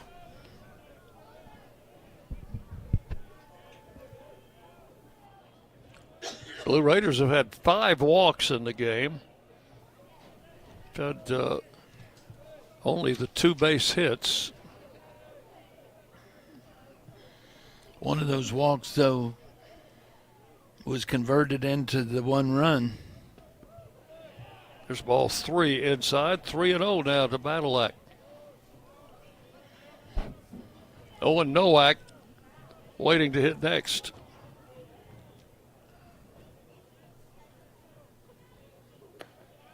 Strike called, 3-1.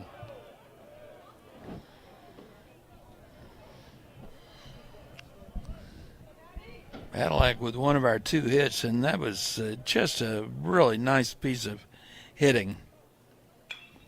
Swinging a foul, that's going to drift out of play. Count will go to 3-2. Badalak just didn't try to do too much. Put the ball in play, got it looped over the shortstop head for a single. Full count now. Base is empty, 2 outs. And a ball hit off the pitcher. It's going to roll into foul ground, and that's going to be a base hit for Badalak, his second of the game. That ball was hit like it was shot out of a gun, right off the pitcher's leg. Scorched that, and that brings the trainer out. So that is the Raiders' 3rd hit and the 2nd off Carvajal. Are you all right? He says.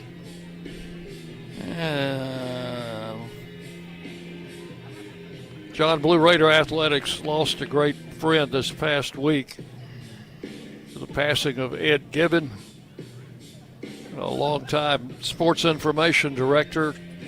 Came on board here shortly after I took over broadcasting football and basketball in the early 80s. And Ed and I were companions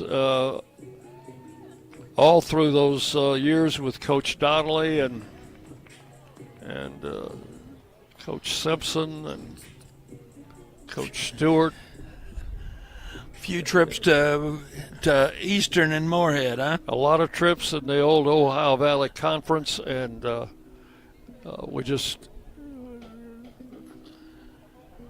we were very, very saddened by Mr. Gibbons' passing. He and I were also fishing buddies, and spent a lot of time out on the old Stones River, either waiting or floating in his John boat. And a a lot of friendly competition going on there, but he's going to certainly be missed. And we offer our condolences to his family. Got a new pitcher, number 22. Yep, number 22 is, I'll find it here. He's that left-hander, Connor Wild. He is making his 8th appearance. He has 1 start, all the rest of them in relief. He's thrown 22 2/3 innings, given up 18 runs, 16 earned on 22 hits, 12 walks, 16 strikeouts, 6.35 ERA, a 4-0 record with 1 save. Opponents hitting .272 against him. Of those 22 hits, half of them have been for extra bases, including 6 doubles and 5 home runs. Connor Wild spells his name W-Y-L-D-E. He's 6'7", 225, a grad student from Huntington Beach, California. And his first toss is over to first base, where Clay Badalak is residing, after that single off the pitcher's leg.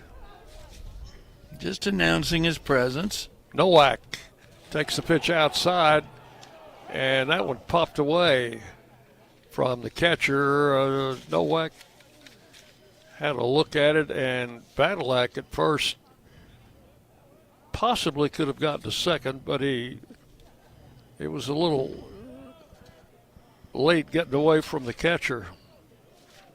Count 1 ball and no strikes. A swing and a miss, 1-1. So did they take the pitcher out because of the for an injury, or were they going to make? Yeah, he was limping as he left the field, Dick. So I think that was. I doubt if he would have come back for the 5th inning. And ball hit in the air in the shallow left field, be caught there by the left fielder for out number 3.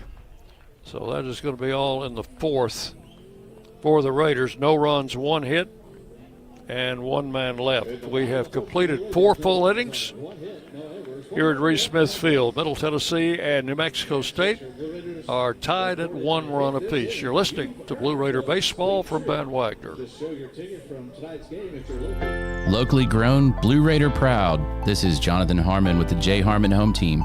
As an MTSU alumnus and lifelong Rutherford County resident, I bring the heart of a teacher, the grit of a Blue Raider, and over 15 years of real estate experience to every client. Honest to a fault, connected to the community, and driven to serve. I don't just help you buy or sell, I help you understand every step. The J. Harmon Home Team, where real estate meets real talk. At State Farm, when home and auto work as a team, you score and save money. I'm State Farm agent Andy Wama. Give me a call at 615-890-0850 and let's work together to win big by saving money on home and auto. With the service you get from State Farm, you might think our car insurance costs more. I'm State Farm agent Andy Wama. Give me a call at 615-890-0850 and let me show you with discounts up to 40%. You may find it even costs less. The Blue Raiders are on News Radio WGNS. We go to the 5th inning in a 1-1 game. Chandler Alderman pitching for the Raiders. And New Mexico State's already used 3 pitchers in the first 4 innings. Well, that's kind of the way they've. You go back and look at their game by game history for this season. That's kind of the way they do it. Here is the catcher, Clisby, to lead it off. Bounced out to second base in his first at bat. Big right-handed batter, hitting .324 coming into the game. Pitch is outside for ball 1.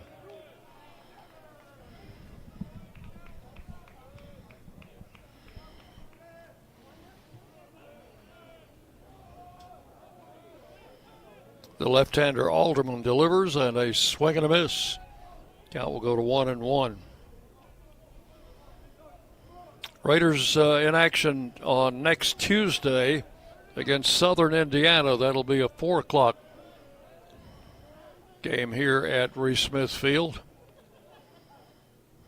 A swing and a miss, strike 2. 1 ball and 2 strikes.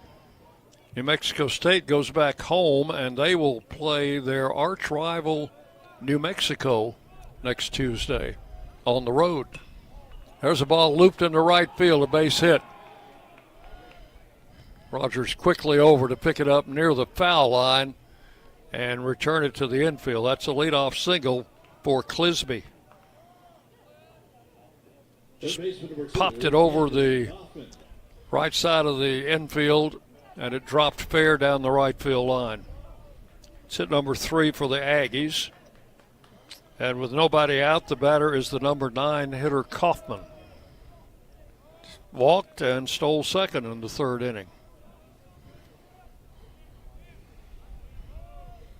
And the pitch to the plate is a strike call, 0-1. He showed bunt, but didn't offer. Took the pitch for a strike anyway. Now time called. Third base coach, who I assume is the head coach, wants to talk to his batter.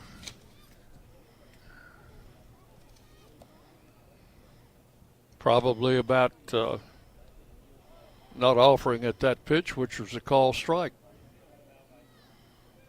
He had the bat around ready to bunt. Let the pitch go by. 0-1 the count.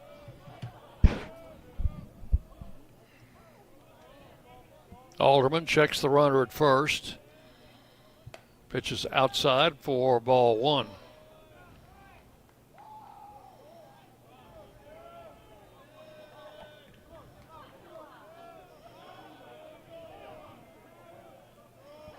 The game is tied 1-1. We're in the top of the 5th inning. And Alderman's pitch is bunted, and that's going to be a foul down the first base line. Count will go to 1-2.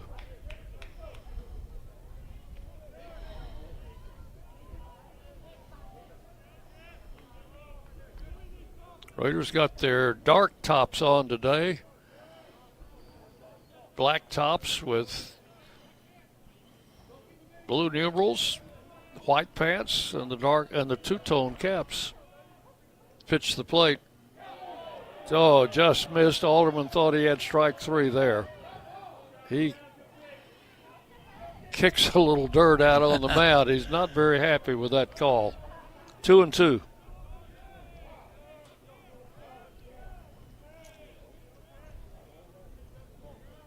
Quick throw to first, the runner back.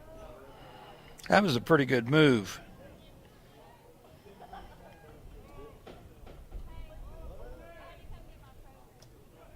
Alderman's trying to regain his composure. Got his 2 balls, 2 strikes to Kaufman. Another throw to first, and again the runner back.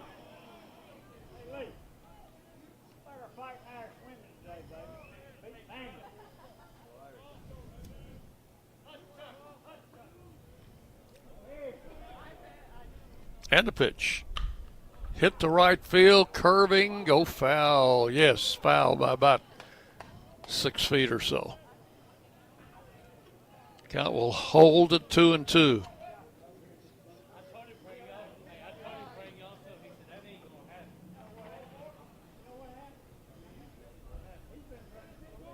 Runner was almost to third base with that ball hit foul, and he.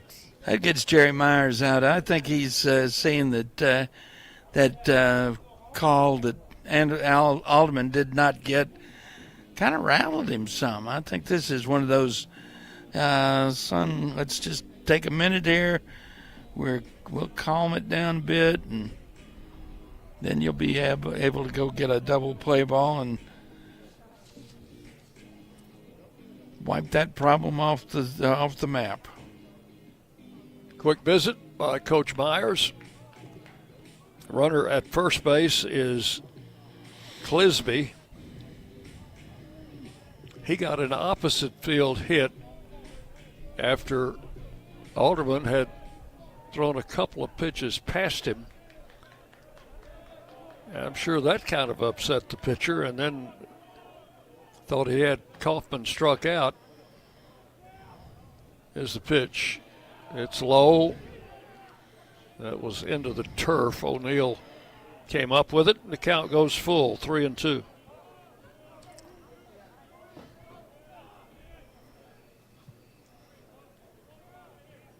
Got the leadoff hitter, Solorzano, waiting next, and he's a good hitter.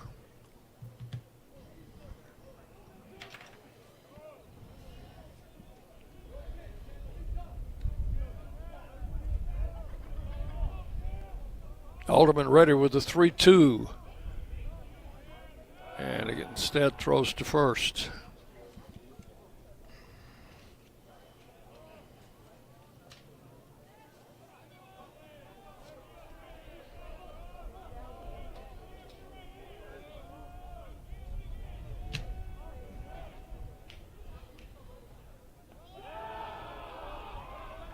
And there's ball 4.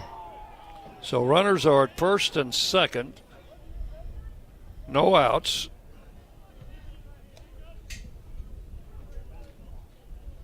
And the batter will be the leadoff man, Steve Solorzano. First baseman number 15. Normally this would be an automatic bunting situation, but Solorzano, one of their better hitters up there. We'll see what they're doing. First and second. Runners go. Pitch is taken for a strike, and it's a double steal. Goodness. So that is strike 1, and now they've got 2 runners in scoring position without a bunt. Yeah, I guarantee you the bunt is no longer going to be called.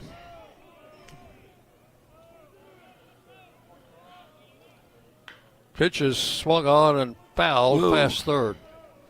Count will be 0-2 to the batter, Solorzano. So they got the runners to second and third, did not have to give up an out to do it, as they pulled off a double steal. There's a ball lined in the right center. That's going to get both runs home. Rogers knocks it down, and Solorzano dives into second base with a double. And that will be a 3-1 lead now for New Mexico State. Solorzano with a 2 RBI double. That was a line drive, kept the ball down and out of the wind, and was very effective. Number 9, Aiden Tackles. So it is now 3-1, and still nobody out here in the 5th inning. Batter is Aiden Toklas, who has singled and grounded out. Left-handed hitter. Pitch is low for ball 1.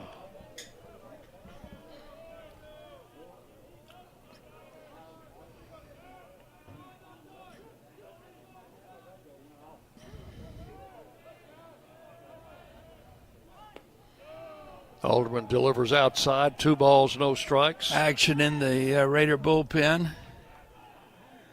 Right-hander, I think that's Landon Birch. Looks a little too big to be Birch. Maybe King. A swing and a miss. 2-1 the count. I don't know.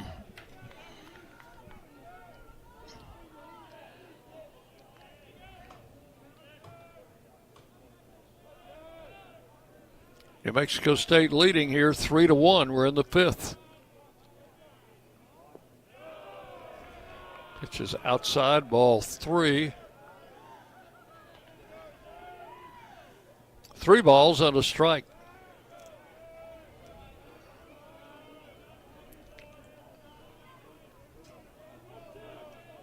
Runner at second base, Solorzano.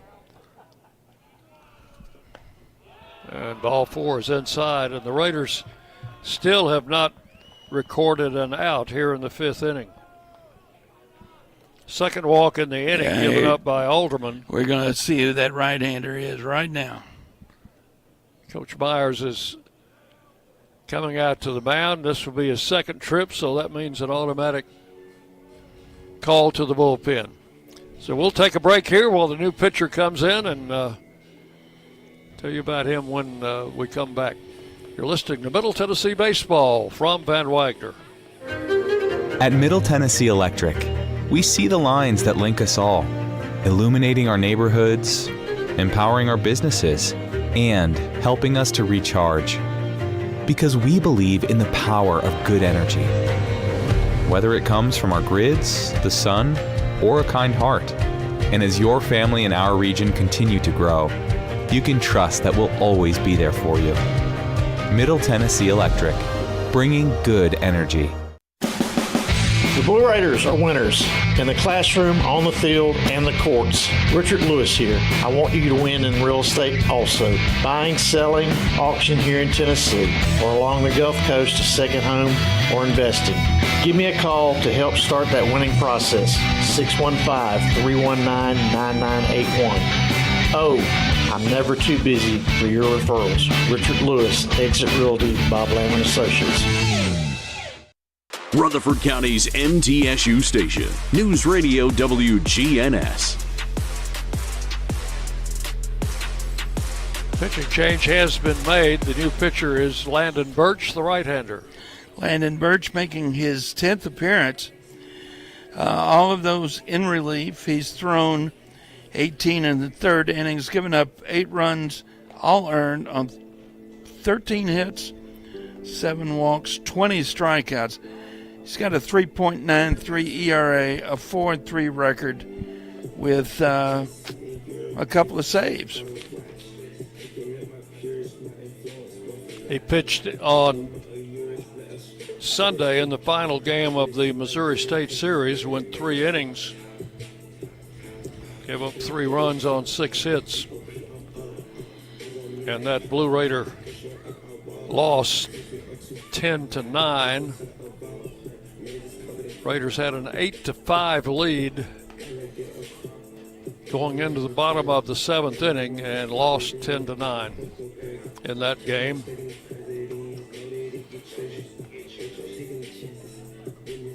And I guess Birch took the loss in that. I'll go back and check my box score. Yeah, Birch was the losing pitcher in that game. So this will be Maluski, who has grounded out twice against Alderman. He will stand in. A switch hitter, he'll be turning himself around and bat from the left side against the right-hander, Landon Birch. Runners at first and second, still no outs. We had this situation a moment ago, and they pulled off a double steal. Now the runner goes back to second, and Birch had better hurry up, or I was going to say it's going to be a pitch clock violation, but they started with a fresh 20. Pitch to Maluski is low and inside, ball 1. 302 hitter coming into the game with 2 home runs for the Aggies. Maluski out of Yakima, Washington, a transfer from Oregon. Inside, backed him away, and count will go to 2 balls and no strikes. He's in his second year with the Aggies after transferring from Oregon, where he was redshirted as a freshman.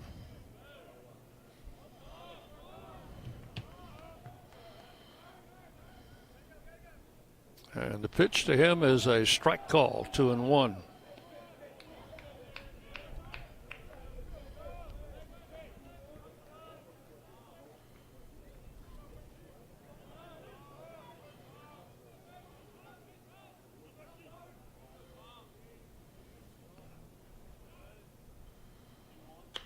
Swung on, hit in the air to right field. Rogers drifting back.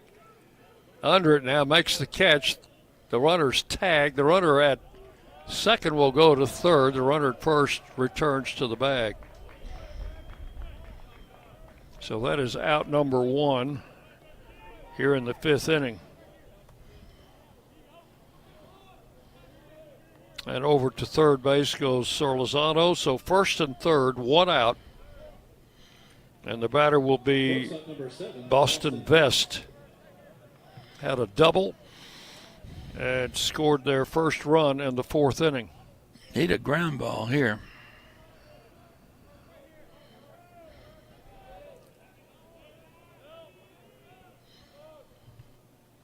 Birch with the pitch. He bunts. Runner coming home. And, yep, he was out. Wow. O'Neill got him. The catcher fielded the bunt just across the cut of the infield where the grass starts. What's that, 4 feet from the plate? 5 feet? Not much more than that. He dove for the runner sliding home and was able to get him. That's a rare 2 unassisted put out. Well, on the runner coming in from third. That was a safety squeeze. The runner didn't break until the ball was bunted. And O'Neill, the catcher, made the play. The other runner went to second base, and the batter went to first on a fielder's choice. Here's Ruley, the right fielder. He's grounded out twice. So 2 outs. It's still 3-1.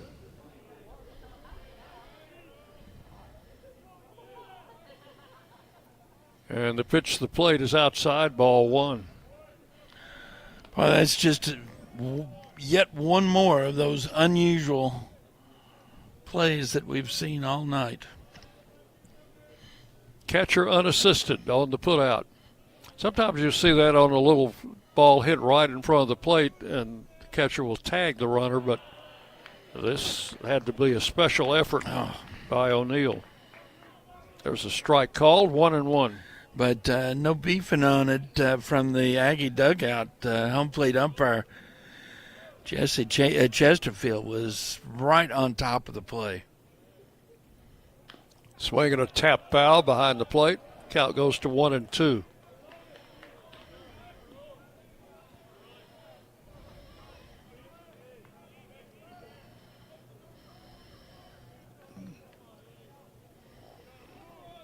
It's a cool night at the ballpark and getting cooler as the night goes on. And as one of the evidences of that is the crowd, which has shrunk as the temperature has shrunk. There's a ball fouled down the right field line, out of play. Count holds at 1-2 strikes. Had a smattering of rain earlier, but that's gone away. You told me that they would just play through it. I was a skeptic. Ball hit in the air, foul down the left side and out of play. This count holds at 1-2 strikes on Easton Ruley. Ruley is a California native. Played at 2 different schools, Utah and Long Beach State. Then he went to junior college, Central Arizona, and now he's in his first year at New Mexico State. So there's a swing and a miss, struck him out. And that's going to end the 5th inning. It was a long inning. New Mexico State scored 2 runs on 2 hits. And they leave 2 men on the base pass. So we're halfway home in this game. We go to the bottom of the 5th inning. New Mexico State 3 and Middle Tennessee 1. You're listening to Blue Raider Baseball from Ben Wagner. Las Casas Drugs is a proud sponsor of Blue Raider Athletics, located at 4702 Las Casas Pike, just minutes from Murfreesboro. Las Casas Drugs strives to provide all of your pharmaceutical needs in that hometown atmosphere you deserve. Family-owned and operated, Las Casas Drugs offers free delivery, immunizations, drive-through window, gift shop, merchandise, and medication management programs. Come by and see how we can make a difference. And go Blue Raiders! Bring your game day style courtside with a stop at Lightning's locker room on the concourse.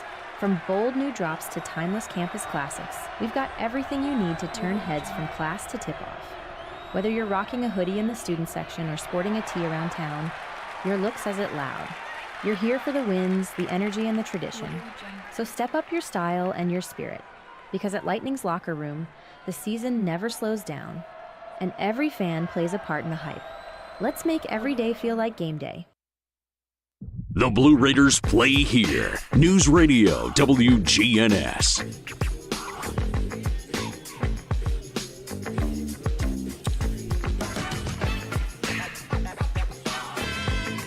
Raiders will have Tyler Minnick, Brett Rogers, and Dean O'Neill scheduled to bat here in the fifth inning, trailing now by a score of 3-1. Minnick has walked twice. He has scored the Raiders' only run.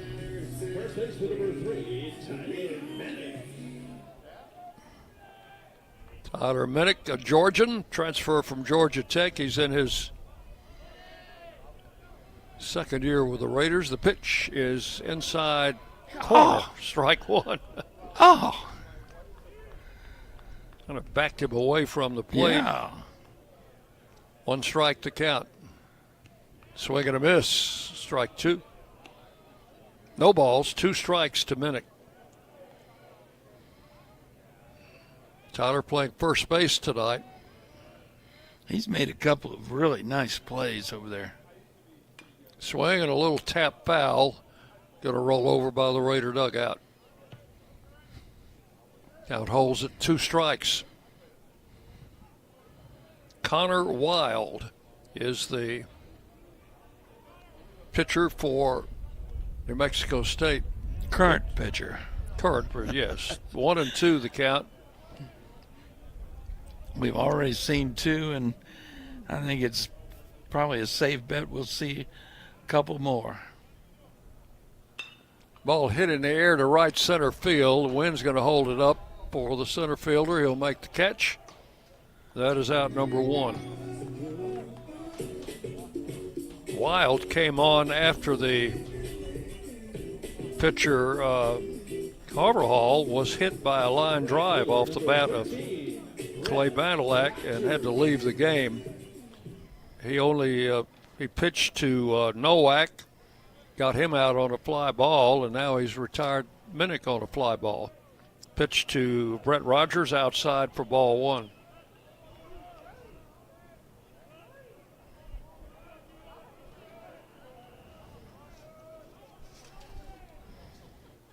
And the left-hander backs him away. That one hit him. Just caught his uniform. So Rogers, hit by a pitch, will go to first base. And the batter is Dean O'Neill. He has struck out and been safe on an error.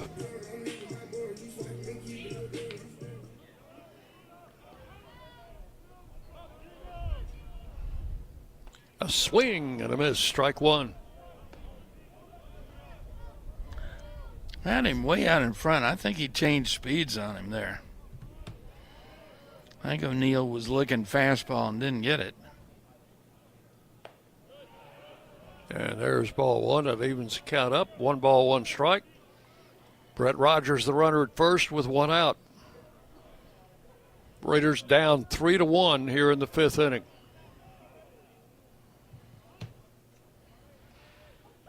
And the left-hander delivers. Ball hit in the air to center field. Again, the wind's going to hold it up.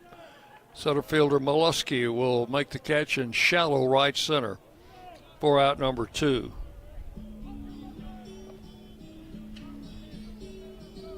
And with 2 outs, the batter is Cooper Clapp. Second baseman, number 4, Cooper. Raiders have not hit a lot of line drives in this game, and that's Haven't hit a on lot a of night anything. like this. That's kind of what you have to do. Yeah. Throw to first, the runner back. 2 outs.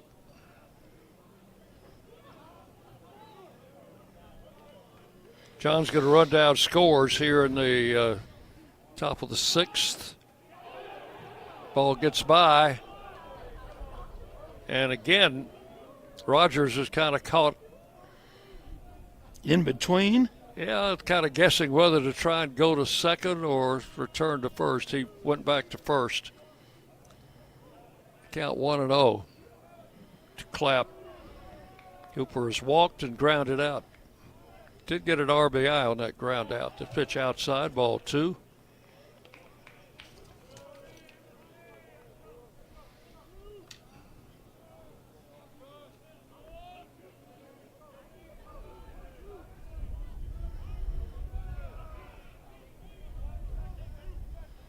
Throw to first. Rogers is back. Count 2 balls, no strikes.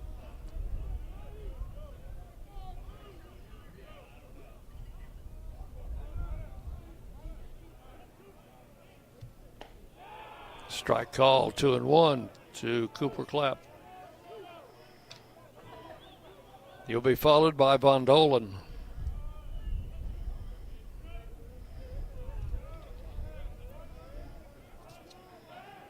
Again, the throw to first.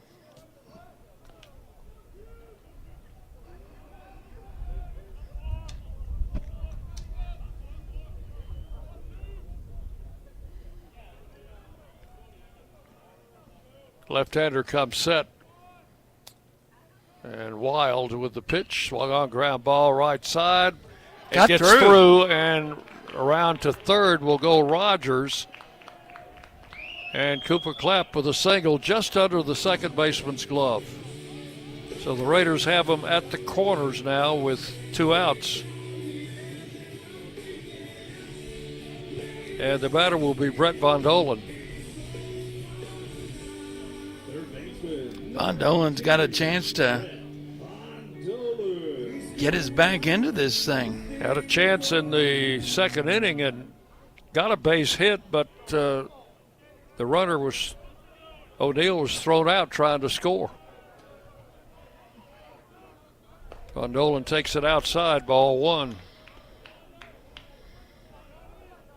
First and third, 2 outs. Brett Rogers over at third and Cooper Clapp at first. Throw to first, runner back.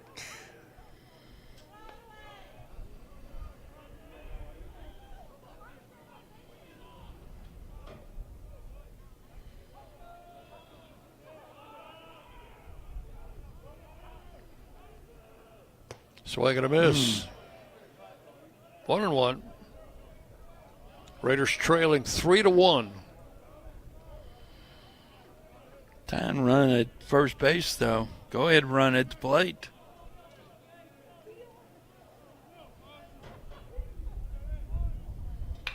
Ground ball left side, backhanded by the shortstop. Long throw, that doesn't get him. Run scores. Rogers scores from third. And Von Dolan beats it out. That ball was hit deep in the hole at short. Bondo just beat the throw at first. Had no chance getting the runner at second base. That was going to be tough to throw out anybody at first base. The way he had to go into the hole on that and the throw he had to make. So now it's 3-2. Clapp stopped at second. First and second, 2 outs. And the batter is Nathan Brewer. We'll have a visit to the mound.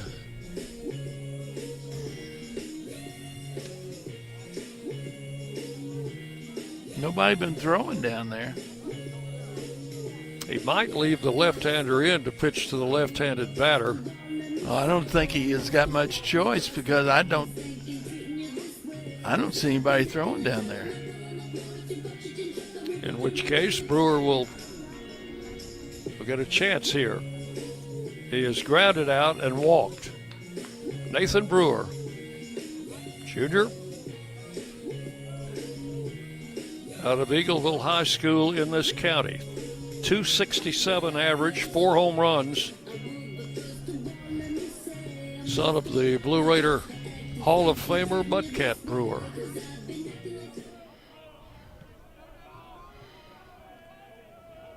See if he can get that tying run in. That would be Clapp down at second. The pitch is a strike, caught the outside corner. 0-1. Left-hander Connor Wild on the mound. And the pitch, Brewer took it a bit low for ball 1. 1-1. Of course, what you want to do if the other guy put up a crooked number in the top of the inning, you want to come back and match it in the bottom.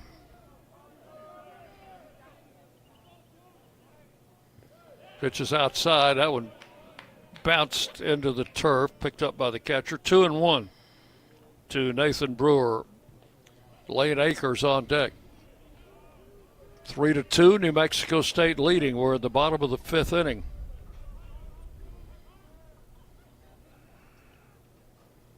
Outside. Oh. Very much so.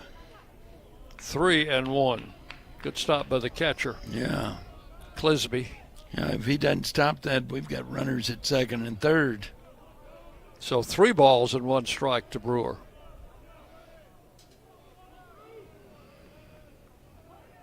The pitch. High, ball 4, and the bases are loaded. Batter will be Lane Akers.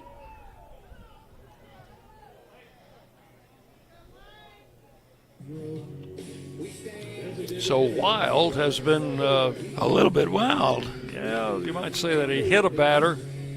Rogers with 1 out. Rogers eventually came around to score on Von Dolan's hit.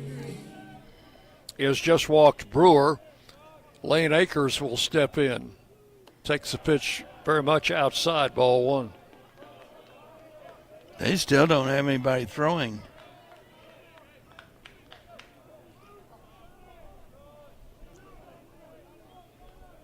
Wild comes set. Bases loaded. 2 outs. Swing and a miss. 1 ball, 1 strike.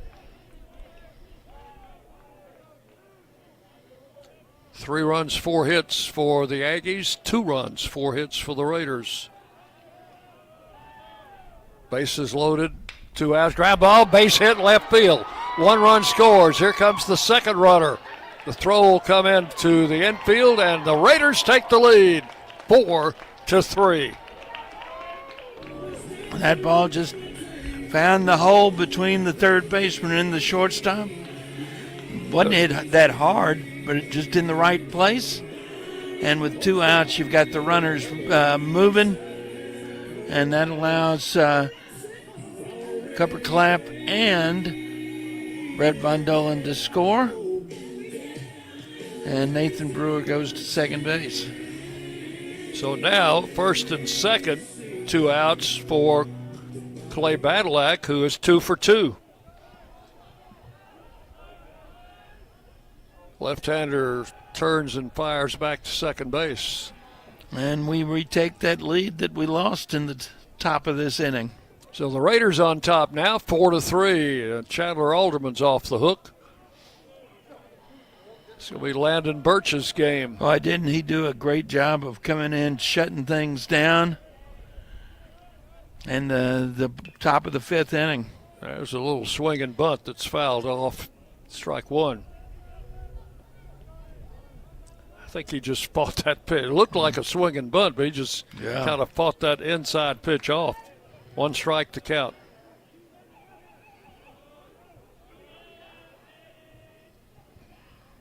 Pitch to the plate. Outside. 1 ball, 1 strike. When he's been outside, he's been way outside, hasn't he? Yes, he has. Wow. Making his catcher Clisby work back there. 1-1. Pitch inside, ball 2. 2-1 down to Badalak. It's funny, they don't have anybody throwing down there. Nope.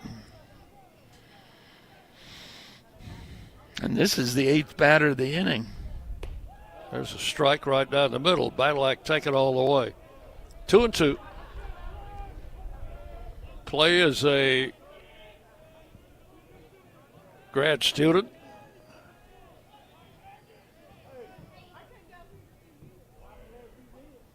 And the pitch to the plate. Ground ball to second. Throw to first, and that will retire the side. So Lombardi made the pickup and the play. But in the 5th inning, the Raiders come up with 3 runs to take the lead.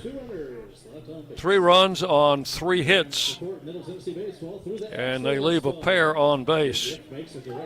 So we have completed 5 full innings. Middle Tennessee 4, New Mexico State 3. We'll take a break. John will run down scores when we come back on the Blue Raider Network from Van Wagner. Hey, Blue Raider fans, this is Brad Hopkins with Exit Realty Bob Lamb and Associates. Winning in real estate is a lot like football. Good coaching and recruiting a great team are the keys. I put together a team of lenders, inspectors, and home professionals to help you succeed. Let me coach you through this process and make sure you come out a winner. Whether you're looking to buy, sell, or invest, I am here to help you win. Visit BradHopkinsHomes.com or call 615-556-9239 to find out more. Nothing is more expensive than a missed opportunity that could have changed your life. Maybe you're just graduating high school, or are working and need to earn a degree to advance your career. Or you aspire to be a leader, and a graduate degree can make that happen. Whether you're just starting out or retooling for the future, Middle Tennessee State University can help you get there. MTSU, the University of Opportunities. WGNS, the flagship station for Blue Raider sports. Top of the hour. Let's pause 10 seconds for station identification. You're listening to Blue Raider Baseball. The flagship station for Middle Tennessee sports. WGNS, Murfreesboro, Smyrna. The Blue Raiders play here. Raiders leading 4-3 as we start the 6th inning. We'll hold those scores for another half inning or so as they're ready to go here in the 6th inning. Lombardi will stand in against Landon Birch. And the pitch to the plate is inside for ball 1. Lombardi has grounded out and been hit by a pitch. So this is Birch's ball game now. He's the pitcher of record right now. There's a strike called. 1 ball, 1 strike. Well, he came into a tough situation in the top of the 5th inning. And pitched out of it. Got all 3 outs. Kept him off the board. Pitch comes in high. Ball 2, 2-1.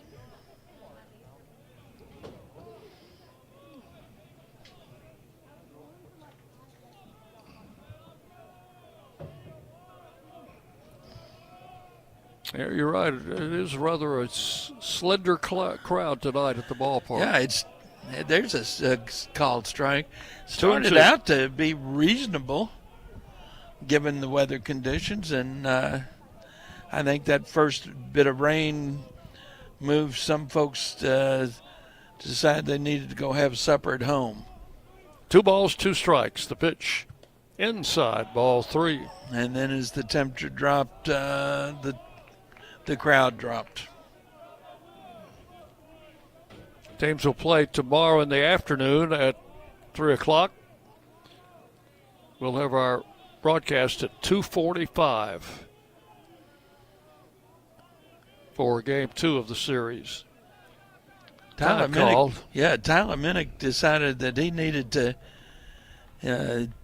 come in and talk to his pitcher. Oh, I think they were getting close to a pitch clock violation. Birch has a way of doing that, getting deep into that clock. So the count is 3-2, and that would have meant a base runner because that's right. That would have been ball 4. And the pitch. Ground foul past third.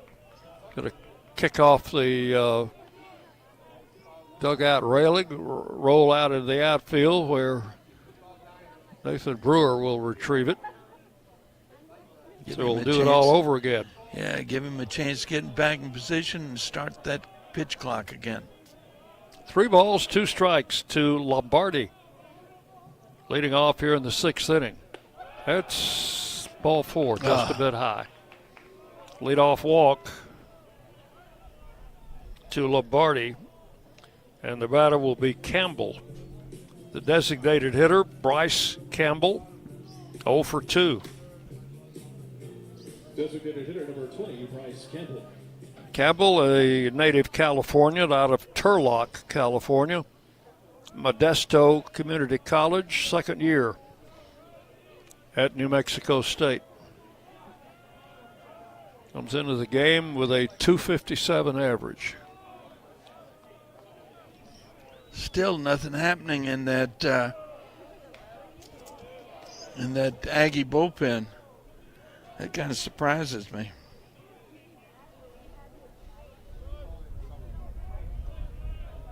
First pitch, I thought he was calling a strike, but it's on the board as a ball. So I guess it didn't go through with that strike call. There's ball 2. That was definitely a ball. Nobody would have mistaken that one. 2 balls, no strikes to Campbell.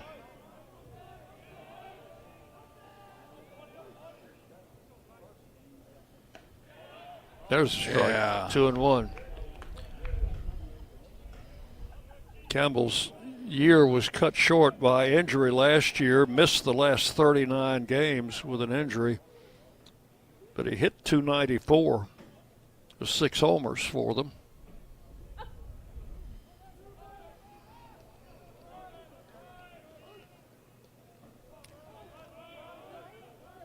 The pitch.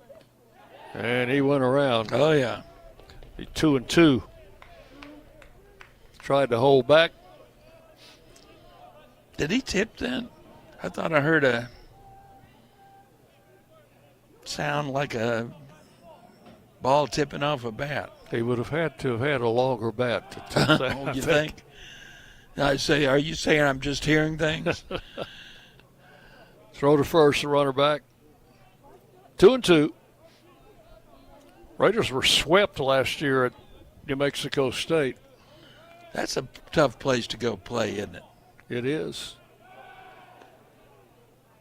The wind blows all the time. Now, the wind's blowing here tonight, but it blows all the time out in New Mexico. And I recall going to the airport after the last game. We got caught in a bad sandstorm. Oh, wow. 2-2 pitch is swung on and missed, strike 3. And that is out number 1 here in the 6th inning. Ground ball gets us out of this now. Second strikeout for Landon Birch. The batter is Brandon Clisby, the catcher. Clisby is a redshirt freshman from Alamo, California. 2nd year. He's redshirted last year, so has no stats coming in. There's a strike call. He's hitting .324. And big guy for a catcher, stands at 6'2". Oh. Runner at first. Pitch outside, 1-1. Raiders leading 4-3. We're in the 6th inning. There aren't that many 6'2" catchers.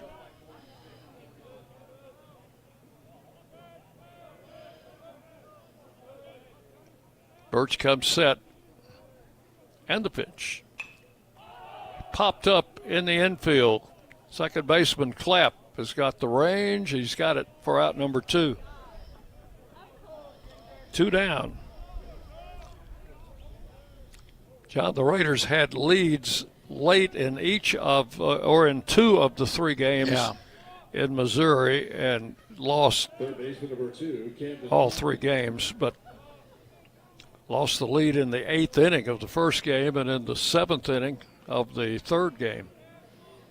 So they've got to figure out a way to win those games and hold on to leads once they get them. There's a strike called to Kaufman. Well, one of the ways you hold on to lead is add on to your lead. So that means we'll be going back to the top of the lineup in the bottom of the 6th inning. Pitches outside. 1 ball, 1 strike. No, I get it started with something. We could put up another 3-spot or 4-spot. How about an 8-run inning like the Cardinals had yesterday? 1-1 the count. 2 outs, runner at first. Pitches outside for ball 2, 2-1.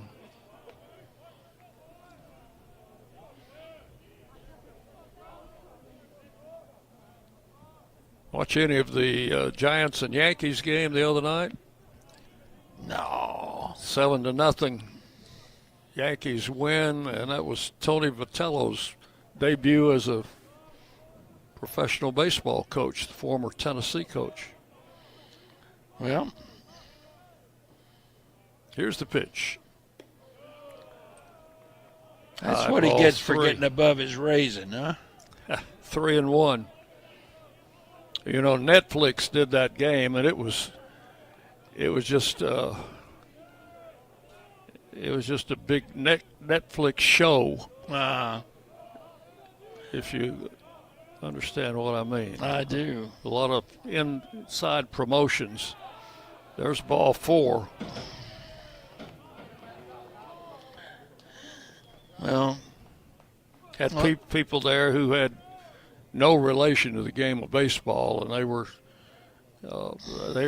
on camera a lot, and actually missed some of the game action because of that. Jerry Myers out to the mound. Let me catch those scores while he's doing that. Couple of finals this afternoon. Liberty hosting FIU. Liberty a 4-3 winner. Up in Delaware, Kennesaw State a winner 8-1. The other games going on. This one is an interesting one, Dick. Jacksonville State visiting La Tech. Jacksonville State, of course, is 6-0 coming in. They're leading 1-0 in the top of the 6th. Western Kentucky, Sam Houston, at Sam Houston, no score, top of the 6th. And in the last game, I'll get that after this pitch. Sorlizano had a double and drove in 2 runs his last at bat. Pitch is swung on, ground ball to Badalak, over to second, out, and the inning is over. And that last score, Dallas Baptist hosting Missouri State. Dallas Baptist on top 4-1, top of the 6th. The score is brought to you courtesy of the Daily News Journal. So in the inning, no runs, no hits. There were a couple of walks and 2 men left on base. We will go to the bottom of the 6th inning. Middle Tennessee 4, New Mexico State 3. You're listening to Blue Raider Baseball from Van Wagner. Will Fraley, attorney at law, has experience you can count on. Former Blue Raider baseball player and MTSU alum Will Fraley serves Murfreesboro and the surrounding communities. Put a strong and experienced legal fighter on your case. Give Will Fraley a call and he can handle all of your legal matters, including criminal and domestic or family law. Visit willfraleylaw.com or call 615-410-7290. When the arena lights dim for a concert, or when the crowd becomes one at a big game, you can almost feel like you're the biggest fan. But who's your biggest fan? It's the person that will get you home safely after a night of drinking. It's the person who looks out for your life to make sure you leave the stadium with someone sober. This could be a designated driver or someone who offers to get you a ride share. Because in Tennessee, fans don't let fans drive drunk. Brought to you by the Tennessee Highway Safety Office, a division of the Tennessee Department of Safety and Homeland Security. You're listening to MTSU Sports on WGNS.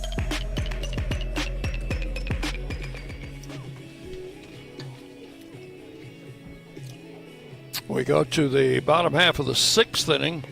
We'll have the top of the batting order up for the Blue Raiders. The left-hander Connor Wild is still out there for New Mexico State.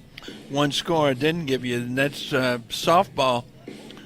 The Lady Raiders visiting Sam Houston, and that's a final. Sam Houston wins 2-0. Okay. I think that catches us up with everything.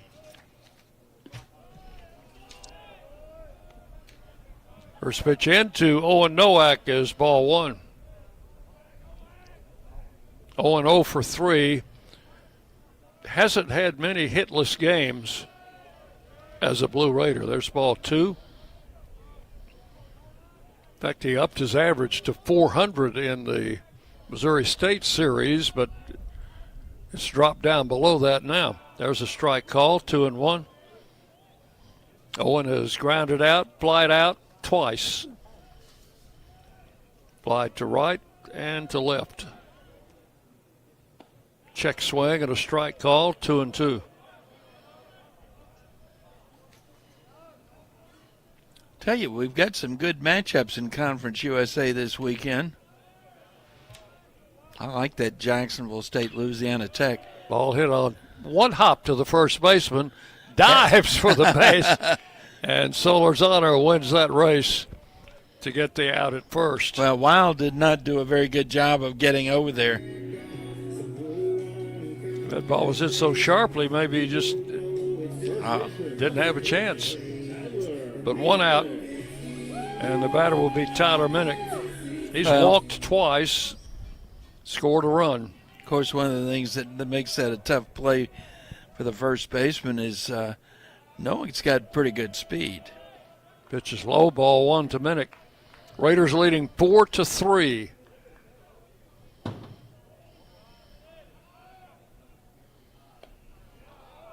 And a strike called. 1-1. Wild came in and got the last out. In fact, that was Nowak in the fourth inning. Pitched the fifth. The Raiders got to him for 3 runs. Yeah, he ended up facing 8 batters in that inning. Strike called to Minnick, 1-2. A swing and a miss struck him out. It's the first strikeout for Wild. And with 2 outs, the batter is Brett Rogers. Rogers has walked, been hit by a pitch, and grounded out. Has scored a run. Wild went 4 innings in his last outing. That he's gone 4 innings 3 times. Only one of those was a start. Rogers takes a strike, and it's 0-2.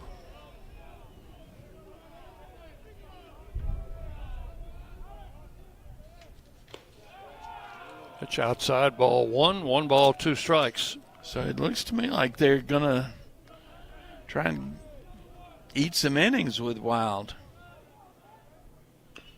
Swinging a tap foul. That one rolls over in front of the Blue Raider dugout. Count remains 1 ball, 2 strikes.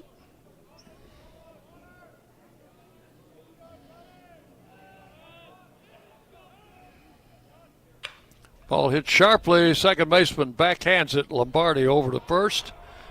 And it's a 1-2-3 6th inning. Nothing across for the Raiders. Totals after 6. Middle Tennessee, 4 runs, 5 hits, no errors. And New Mexico State, 3 runs, 4 hits, 2 errors. 4-3, the Raiders lead it after 6. You're on the Blue Raider Network from Van Wagner. Hey folks, it's Chip Walters from Exit Realty Bob Lamb & Associates, helping Middle Tennessee make smart moves in a fast-moving market. Whether you're buying, selling, or just exploring your options, you deserve someone who knows this community and treats your goals like their own. From first-timers to long-time homeowners, I'm here to guide you with clarity, confidence, and a steady hand. When you're ready to make the next move, start with someone you trust. Visit choosechip.net and let's make your 2026 move the right move. Las Casas Drugs is a proud sponsor of Blue Raider Athletics, located at 4702 Las Casas Pike, just minutes from Murfreesboro. Las Casas Drugs strives to provide all of your pharmaceutical needs in that hometown atmosphere you deserve. Family-owned and operated, Las Casas Drugs offers free delivery, immunizations, drive-through window, gift shop, merchandise, and medication management programs. Come by and see how we can make a difference. And go Blue Raiders. The Blue Raiders are on News Radio WGNS. And we go to the seventh inning with the Raiders leading by a score of 4-3 over the Aggies of New Mexico State, who beat the Raiders in all 3 games last season out at Las Cruces, New Mexico.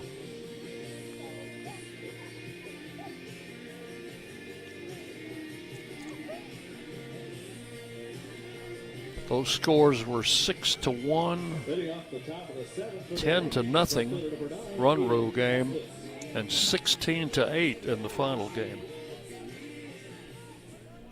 For the Aggies, this is Tackless, the left-handed hitter, to lead off the 6th inning, or the 7th inning rather, against Landon Birch. His first pitch, outside, ball 1. Birch has thrown 2 innings in relief of Chandler Alderman. He's walked 3, struck out 2, but has not given up a hit or a run. A swing and a foul. That one's out of play. Count will be 1 ball and 1 strike. Well, you mentioned those 3 losses a year ago. Earlier, you mentioned that Middle is 1-0 against New Mexico State in tournament games. And you said I was going to talk about that, but I didn't get a chance. 2 balls and a strike. You got to go all the way back to 2005 for that game, though. And Birch with a 2-1 pitch, ground ball up the middle. That's a base hit. That'll be the first hit off Birch. Solid single into right center for Tackless. And with nobody out, the batter will be Molesky. The game was down in Miami at FIU.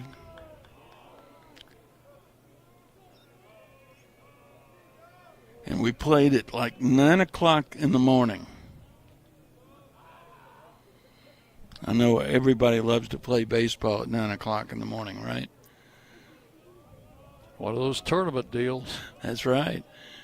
Throw to first, runner back. Oh, Matt Scott was the Blue Raider pitcher. Matt Scott was the Blue Raider pitcher, and it was kind of interesting because New Mexico State had finished the regular season here in Murfreesboro, and we'd swept them 3 games. And we go to the tournament, and Matt Scott was pitching.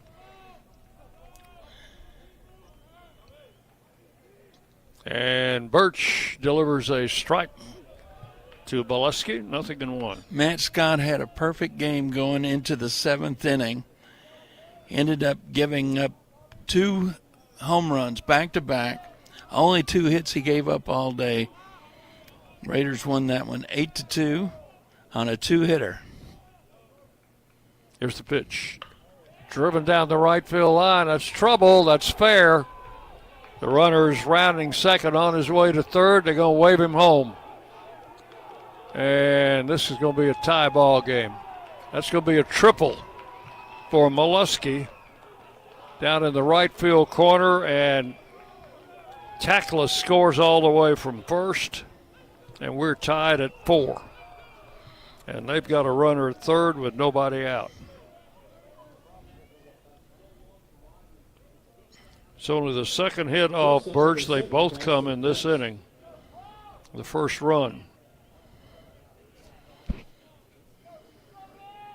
So a runner at third, no outs. The Raiders bring the infield in. The batter is Boston Vest. Has a double in 3 trips. 4-4.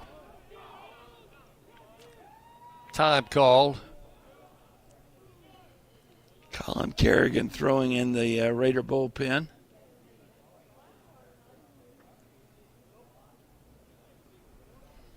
Jerry Myers will make a trip to the mound.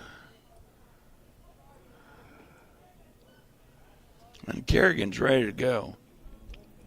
Our trainer's coming out.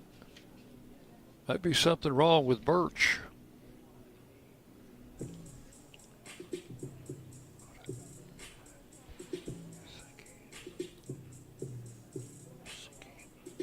Blue Raider trainer Yusiki Okada is out on the mound with Coach Myers. And see if something is wrong with Birch.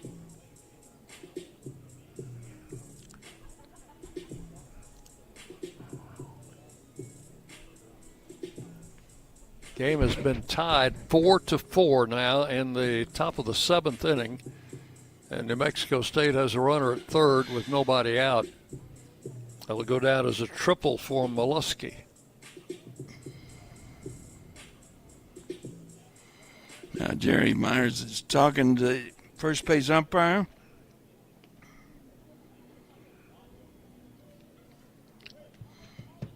And I don't think we're going to have a pitching change. No.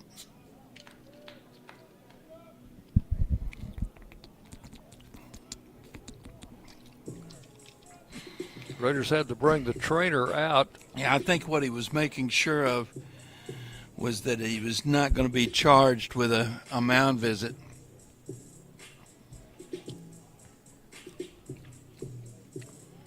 The signal came from Cooper Clapp at second base to call timeout and walk to the mound. So he obviously spotted something that didn't look exactly right to him. So Vest stands in now, and the pitch is swung on and fouled out of play. Strike one. Infield is in, as you mentioned. Kerrigan in the pen for the Raiders.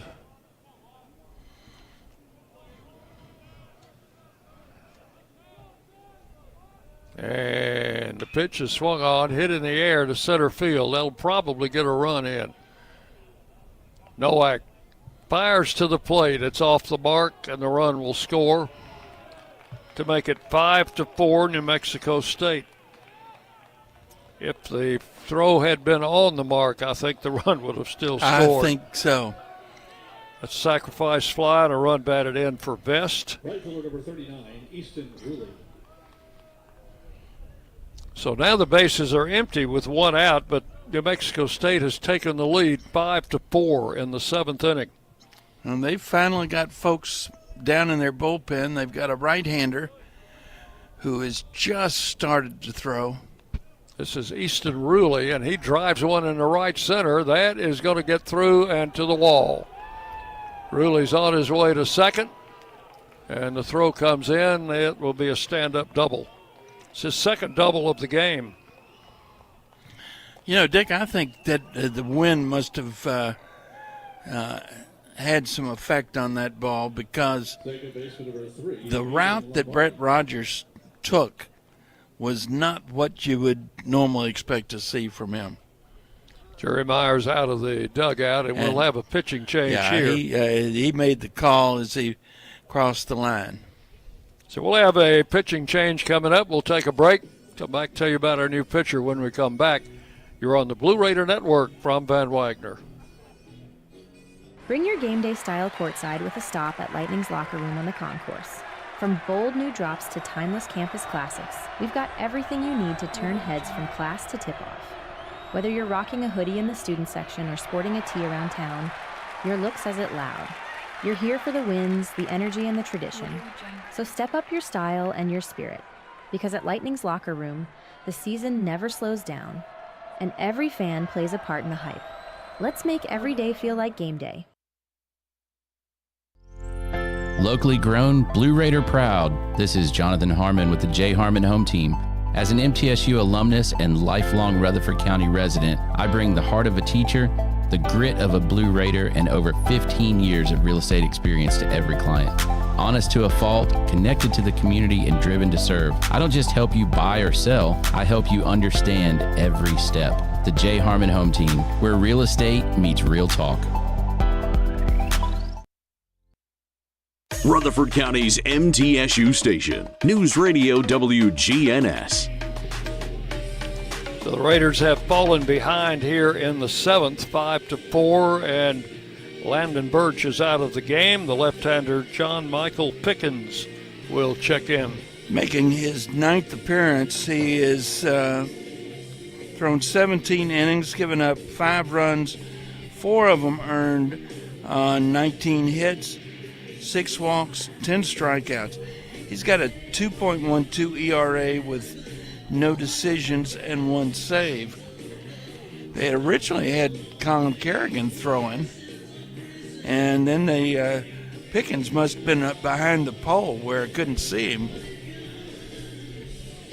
Well, he's not a huge target out there to see. 5'11", 190. He is a junior from Hueytown, Alabama. Went to Shelton State Community College and in his first year with the Blue Raiders. He will face Lombardi here with a runner at second and 1 out.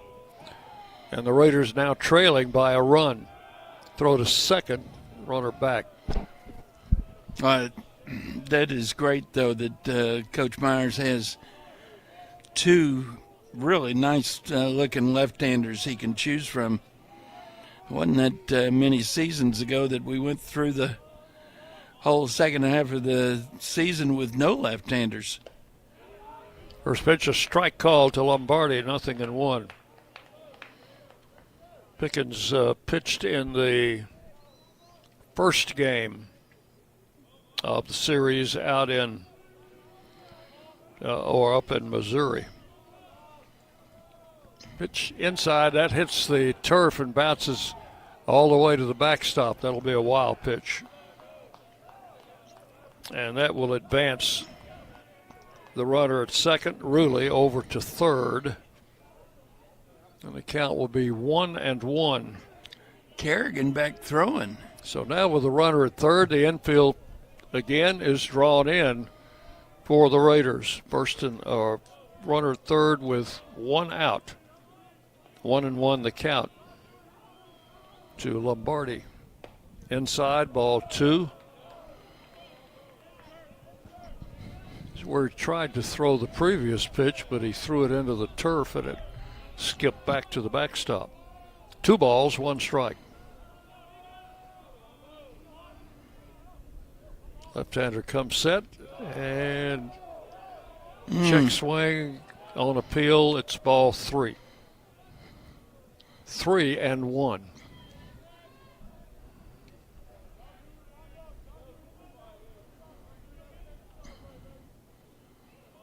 Three-one delivery. Strike 2 called. That's the spot where he wanted that last pitch. I suspect we're going to see a right-hander from the Aggies when we get to bat in the bottom of the 7th. 3-2 pitch, swung on, foul to the screen. Count holds at 3-2. Infield still in, or back in. 5-4, New Mexico State leading. We're in the top of the 7th. And ball 4, low and inside. He walked him. First and third now. The infield will back up now and play for a possible double play. If we could get a ground ball, that would be huge. First and third. Still just 1 out. The batter is Campbell, who has grounded out and struck out twice. I would take either one of those results right now.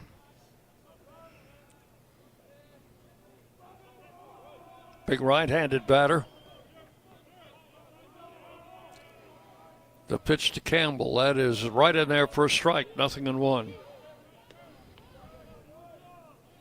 Pickens gets ahead in the count.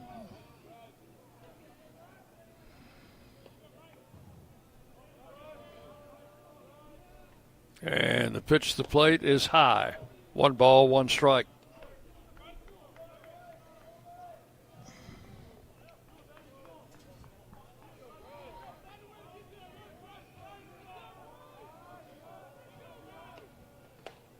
There's a strike at the knees. The count will go to 1-2 on Campbell. That was a nice breaking ball.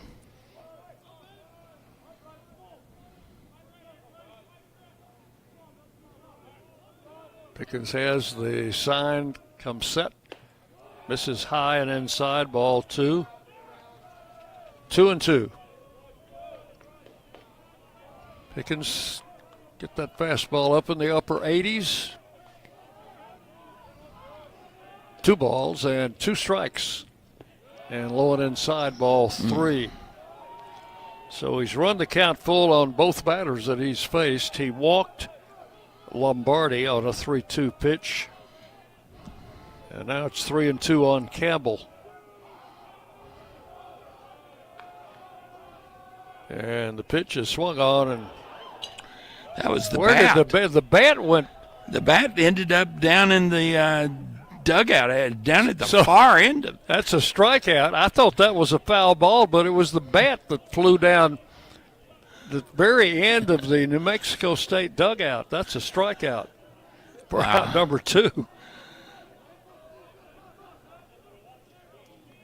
And the batter with 2 outs is the catcher, Clisby.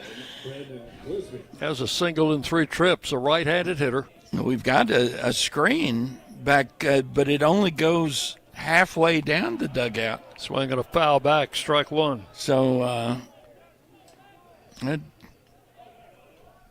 got into the dugout. Then, well, the screen is in line, so it was going to go anyway. 1 strike to count. Pickens with the pitch. The runner on first goes, and that's a foul back to the screen. 0-2. Runner at first was off with the pitch. He has to go back to first. 1 first and third, 2 outs.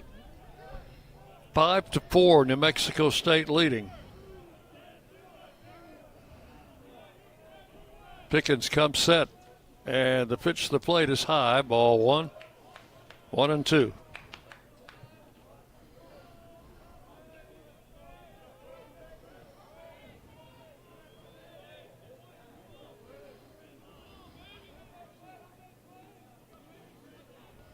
Check of the runners. And the pitch. And struck him out with a high fastball. Pickens comes in. Although he walked the first man he faced, he strikes out the next 2. Good job out of the bullpen. In the inning, 2 runs on 3 hits and 2 stranded. 7th inning stretch time at the ballpark. It is New Mexico State 5 and Middle Tennessee 4. You're listening to Blue Raider Baseball from Van Wagner. At State Farm, when home and auto work as a team, you score and save money. I'm State Farm agent Andy Wama. Give me a call at 615-890-0850 and let's work together to win big by saving money on home and auto. With the service you get from State Farm, you might think our car insurance costs more. I'm State Farm agent Andy Wama. Give me a call at 615-890-0850 and let me show you with discounts up to 40%. You may find it even costs less. At Middle Tennessee Electric, we see the lines that link us all, illuminating our neighborhoods, empowering our businesses, and helping us to recharge. Because we believe in the power of good energy. Whether it comes from our grids, the sun, or a kind heart. And as your family and our region continue to grow, you can trust that we'll always be there for you. Middle Tennessee Electric, bringing good energy. The Blue Raiders play here. News Radio WGNS. Stand the playing of God Bless America. Fans standing for the music and the 7th inning stretch. before the game, we had a bunch of youngsters come on the field. They were scouts, according to Mr. Calla, who was absolutely correct there. And we had the first pitch thrown out by Kennedy Garrett. And the youngsters had a big time here. I expect most of them are tucked in their beds by now. So we've just about got all of our scores in. Have you got any any of the later scores? Yeah, down in Huntsville, Texas, that's Sam Houston, Western Kentucky.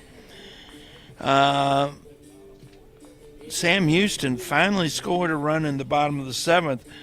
That ball game is 1-0 Sam Houston. They're in the top of the 9th with 1 out. A little bit of a pitcher's duel down there. How about that one? Down in Dallas Baptist, they're in the top of the 8th. Dallas Baptist on top of Missouri State 5-4. I was the other one that was really of interest is that Jacksonville State Louisiana Tech game. Here is Dean O'Neill to lead off for the Raiders in the 7th inning, and the first pitch to him low for ball 1, and the left-hander Wild is still out there. 1 ball, no strikes. I think the last time score I gave you on that one was 1-0 Jacksonville State. It's still 1-0, and they're in the bottom of the 8th inning. There's a strike, 1-1 to O'Neill. And we go to Jacksonville State next weekend. Ground ball to short. Best up with it. Throw to first in time. 1 up, 1 out in the 7th inning. That will be a Thursday, Friday, Saturday series as Easter comes on Sunday. We'll not play on Easter Sunday. So we'll have games on Thursday, Friday, and Saturday from Jacksonville, Alabama. Clapp takes the first pitch low for ball 1. Cooper has a single in 2 trips and has a walk. That right-hander's still throwing in the Aggie bullpen. There's a strike called, 1-1. Clapp drove in the Raiders' first run in the 3rd inning, and then was instrumental in the 5th inning when we scored 3. There's ball 2. 2-1. 1 out, bases empty. Raiders down by a run, 5-4. Outside, ball 3, 3-1. Need some base runners. Wild is pitching in his 3rd inning. Here's the pitch. And that is ball 4. Now we do have a base runner. Tying run is at first with 1 out. Second walk given up by Wild, who was also hit a batter. And here's Brett Von Dolen, has 2 of the Raiders' 5 hits in the game. And I think we're going to see the right-hander. He also has driven in a run. In fact, he's already called for him. So we're going to have a pitching change here for the Aggies. We'll take a break, tell you about the new pitcher when we come back. You're listening to Blue Raider Baseball from Van Wagner. The Blue Raiders are winners in the classroom, on the field, and the courts. Richard Lewis here. I want you to win in real estate also. Buying, selling, auction here in Tennessee, or along the Gulf Coast, a second home, or investing. Give me a call to help start that winning process. 615-319-9981. Oh, I'm never too busy for your referrals. Richard Lewis, Exit Realty, Bob Lamb & Associates. Las Casas Drugs is a proud sponsor of Blue Raider Athletics, located at 4702 Las Casas Pike, just minutes from Murfreesboro. Las Casas Drugs strives to provide all of your pharmaceutical needs in that hometown atmosphere you deserve. Family-owned and operated Las Casas Drugs offers free delivery, immunizations, drive-through window, gift shop, merchandise, and medication management programs. Come by and see how we can make a difference. And go Blue Raiders. WGNS, the flagship station for Blue Raider sports. Well, the new pitcher for the Aggies is going to be right-hander Jack Turner. He is a senior from the state of New York, Sayville, New York, and a junior college pitcher as he's now in his second year with the Aggies. Making his 7th appearance, all in relief. He's thrown 20 in the third innings, given up 17 runs, 15 earned on 27 hits, 11 walks, 28 strikeouts. Got a 6.64 ERA, a 2-2 record with 1 save. Opponents hitting .314. And he becomes the 4th pitcher used by New Mexico State in this ball game.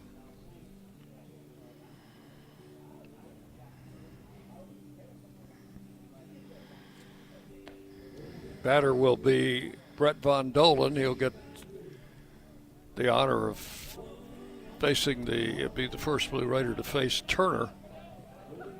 Clapp is at first base, represents the tying run. There's one out here in the inning. They will set their infield in double play depth.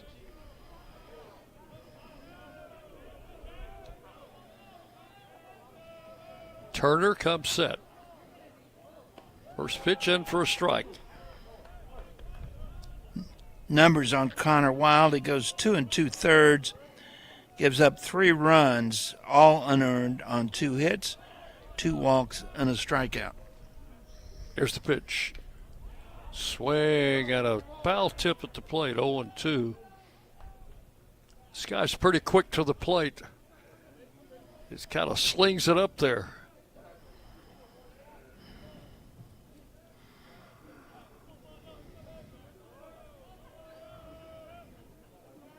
A little bit of an unusual delivery. He's ahead of Von Dolan, 2 strikes.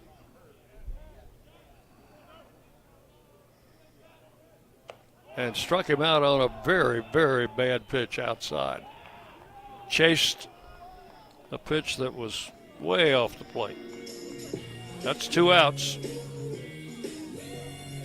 And the batter is Nathan Brewer. Left fielder, number 8, Nathan Brewer.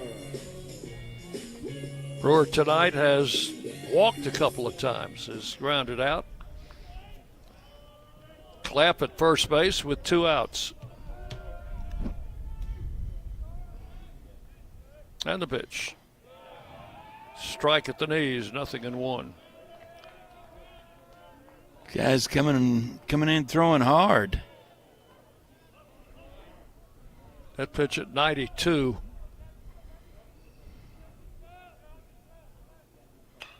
Swinging a fair ball. Down the left field line, rolling in the corner. Here comes Clapp. They're going to wave him. And stopping at second base with a game-tying double. Nathan Brewer. Hit it between the bag and the third baseman, and not fair by much.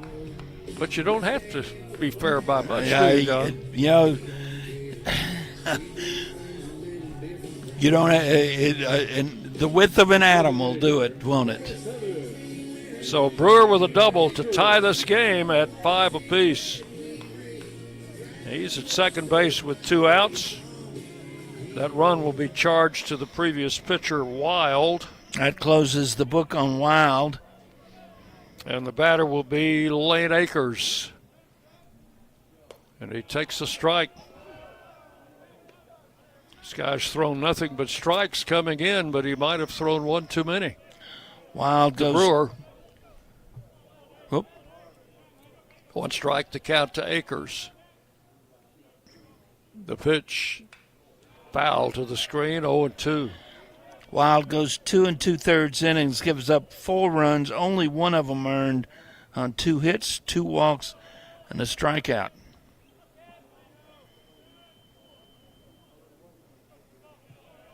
I have him giving up 4 hits.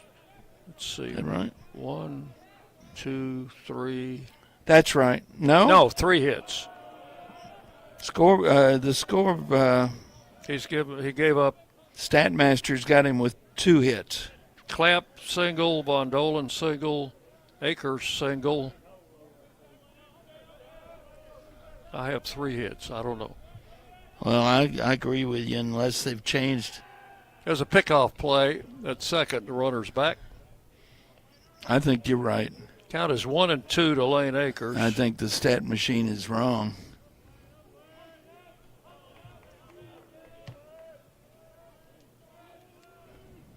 Is that what you have in your book?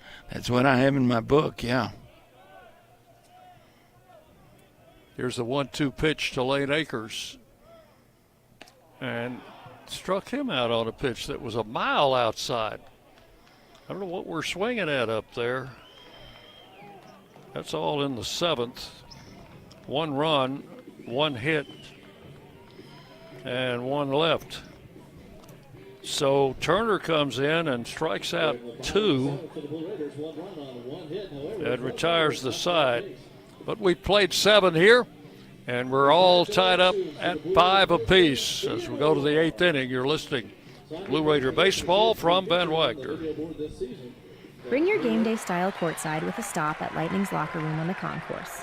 From bold new drops to timeless campus classics, we've got everything you need to turn heads from class to tip-off. Whether you're rocking a hoodie in the student section or sporting a tee around town, your look says it loud. You're here for the wins, the energy, and the tradition. So step up your style and your spirit, because at Lightning's locker room, the season never slows down, and every fan plays a part in the hype. Let's make every day feel like game day. Hey, Blue Raider fans, this is Brad Hopkins with Exit Realty Bob Lamb & Associates. Winning in real estate is a lot like football. Good coaching and recruiting a great team are the keys. I put together a team of lenders, inspectors, and home professionals to help you succeed. Let me coach you through this process and make sure you come out a winner. Whether you're looking to buy, sell, or invest, I am here to help you win. Visit BradHopkinsHomes.com or call 615-556-9239 to find out more. You're listening to MTSU Sports on WGNS. We go to the 8th inning in a 5-5 ball game. John Michael Pickens on the mound for the Raiders. Let's pause 10 seconds for station identification as you listen to Blue Raider Baseball. The flagship station for Middle Tennessee sports, WGNS, Murfreesboro, Smyrna. The Blue Raiders play here. Camden Kaufman leads off for the Aggies in the 8th inning. First pitch from Pickens, right in there for strike 1 called. Got a final from down in Texas, in Huntsville, Texas. Sam Houston 1, Western Kentucky nothing. How about that? Here's the pitch, swung on and missed, strike 2. 0-2 the count.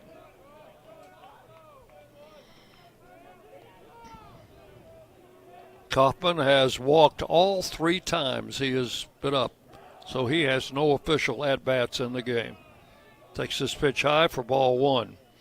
How do you walk a pitcher or a guy 3 times that's hitting 163? I don't know. Here's the pitch. Ground foul, just foul past third. The count will hold at a ball and 2 strikes. Well, you just trying to be too careful with him, or I don't know, John. You're afraid he's going to get healthy on you? I don't know. That's baseball. It is baseball. One of those times he walked, he came in to score. Count holding 1-2. And the pitch. High, ball 2. 2 balls, 2 strikes. He may be batting leadoff tomorrow. Stranger things have happened. Well, for one thing, we'll be starting a right-hander tomorrow, so that'll change. Ball 3 is high, 3-2. Are we going to walk the number 9 hitter for the 4th time? Stay tuned. Full count, 3-2. The answer to that is yes. We walked the number 9 hitter 4 times tonight. I don't know how you do that. That's something else that you seldom see. Second walk given up by Pickens, and the runner at first, the batter will be Solozano. How many times have we said this is a weird ball game? A bunch. Leadoff batter 1 for 4. Had a double back in the 5th inning. Drove in 2 runs. Throw to first, the runner back.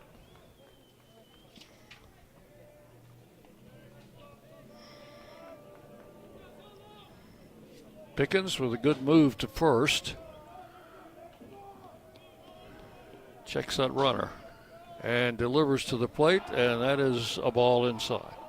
1 ball, no strikes to Solozano. Kerrigan still throwing out in the pen along with somebody who's behind the pole, but we can't see. Throw to first, runner back. I'm thinking it may be Dobbs, but I'm not sure.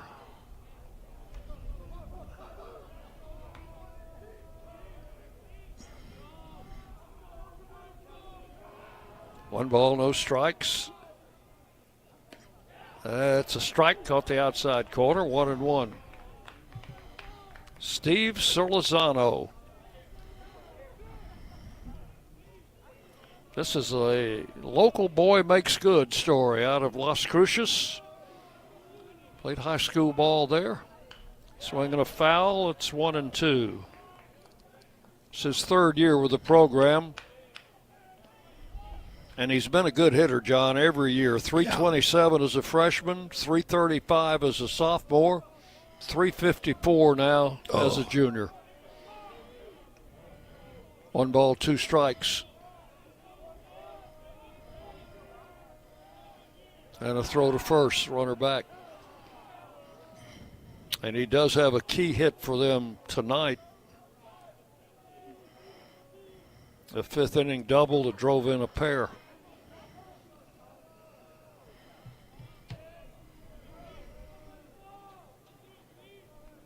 The 1-2 pitch hit in the air. That is going to drift over, foul into the grandstand, or miss the grandstand.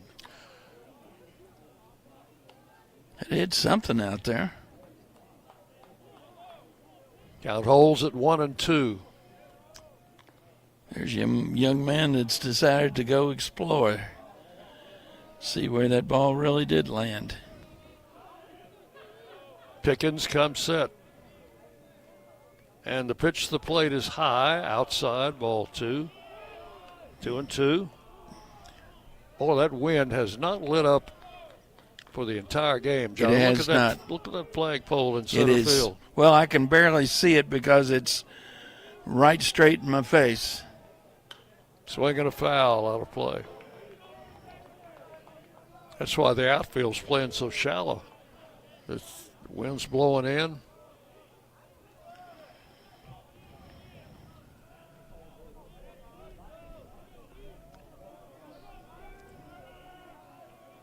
Count 2-2 to Solozano. And the pitch. Drilled foul off the dugout fence in front of the New Mexico State dugout. Down the third base side. Caroms off into foul ground. Count holding at 2-2.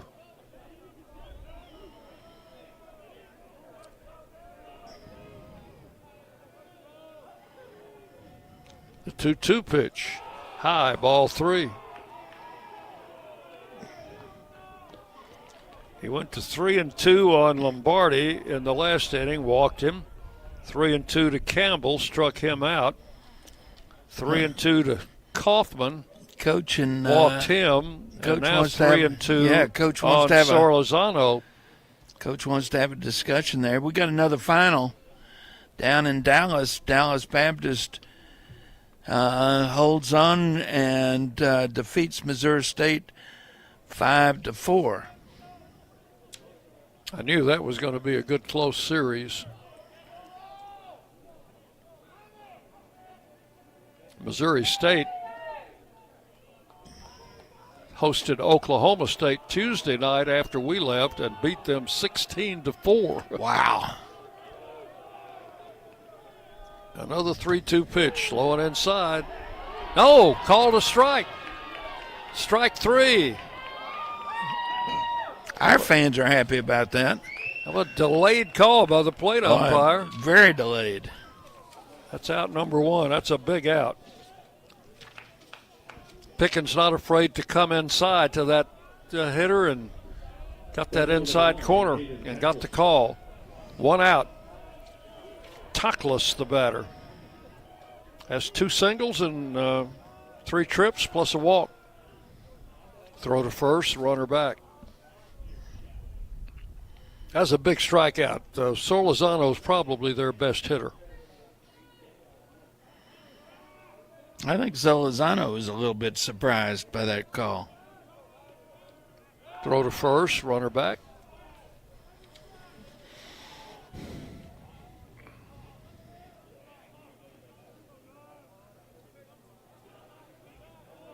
So it's a lefty-lefty matchup. Just one left-handed hitter in that New Mexico State lineup now, and that's Toklas. Pitches inside, ball 1. Molesky, the next hitter, is a switch hitter. Everybody else bats from the right side.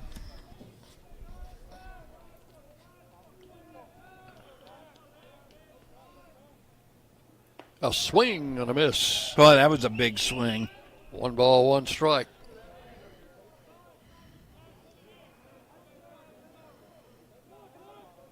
I think he was looking fastball and ended up with the slider.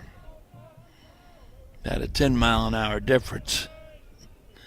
That was certainly his fastball swing. 1 ball, 1 strike. That pitch just missed outside for ball 2. 2-1.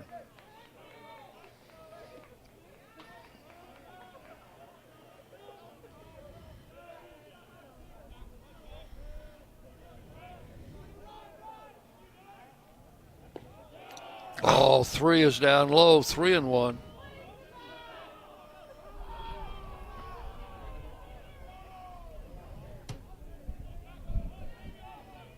Five to 5 game. We're in the top of the 8th inning. New Mexico State with a runner at first and 1 out. 3-1 pitch, high inside, ball 4. 2 walks in the inning.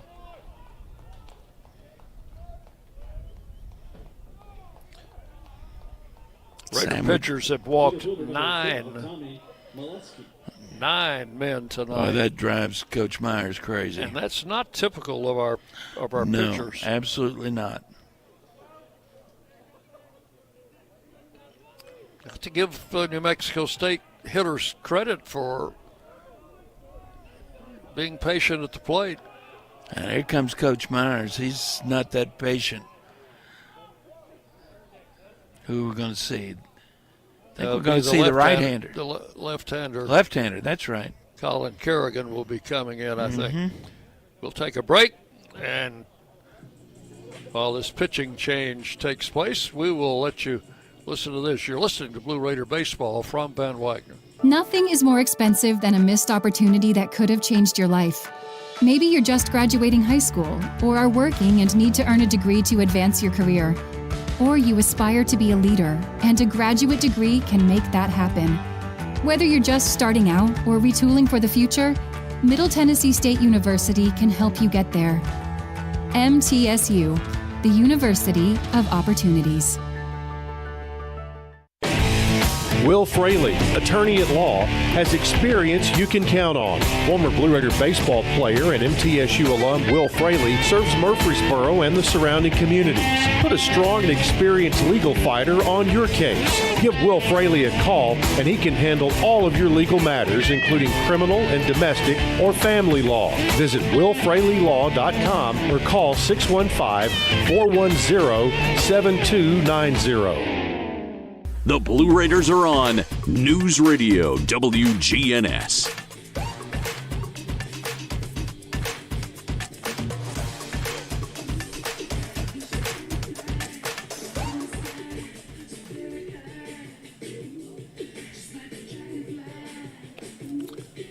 5-5 game. Colin Kerrigan taking his warm-up tosses. He'll be pitching to the switch hitter Molesky, who will undoubtedly turn around and bat right-handed. Kerrigan making his 10th appearance. He's thrown 16 and 2/3 innings, given up 8 runs, 6 of them earned on 15 hits, 5 walks, 17 strikeouts, a 3.24 ERA, a 1-1 record with 1 save. His last outing was on Friday at Missouri State in relief of Alderman. Went 2 2/3, gave up 3 runs on 4 hits, and was the losing pitcher in that game. John Michael Pickens goes an inning, no hits. At this point, no runs, but those 2 runners belong to him. 3 walks, 3 strikeouts. Kerrigan will face Molesky, who is 1-for-3 with a triple. And that came in the 7th inning and drove in a run.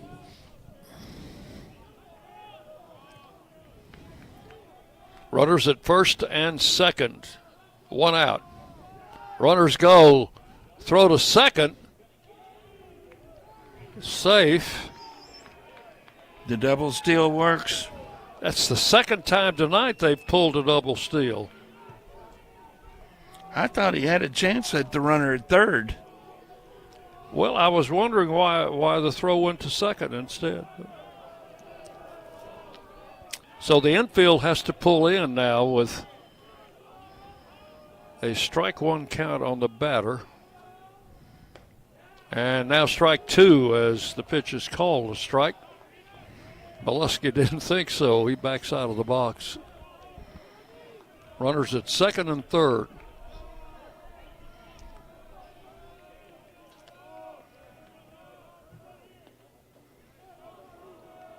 Kerrigan, a long look in.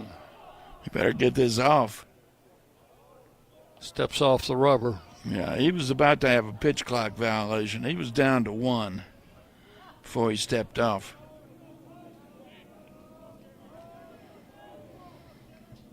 Left-hander comes set. And the pitch. Outside. Into the turf. Blocked by O'Neill. 1-2.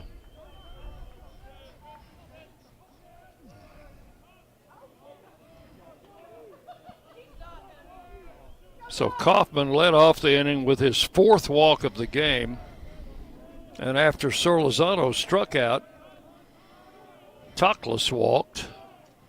And then they had a double steal. There's a swing and a miss. Strike 3, and Molesky goes down on strikes. Big strikeout for Kerrigan because the infield could now back up and play normal. Right. And Molesky had that big triple in the 7th inning to drive in a run. So I'd just soon see him on the bench. Here's Vest as a double. Has also hit a sacrifice fly to drive in a run. Right-handed batter takes the first pitch, and it's ball 1.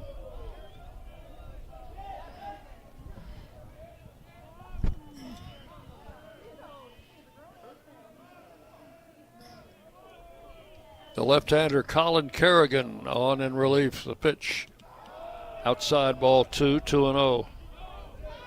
Kerrigan is the 4th pitcher used by the Raiders tonight. New Mexico State has also employed 4. 2 balls, no strikes to the batter Vest. Ball 3 is low and inside. Well, now you don't want to load the bases up here. But that's what's going to happen unless he can throw a strike to Vest.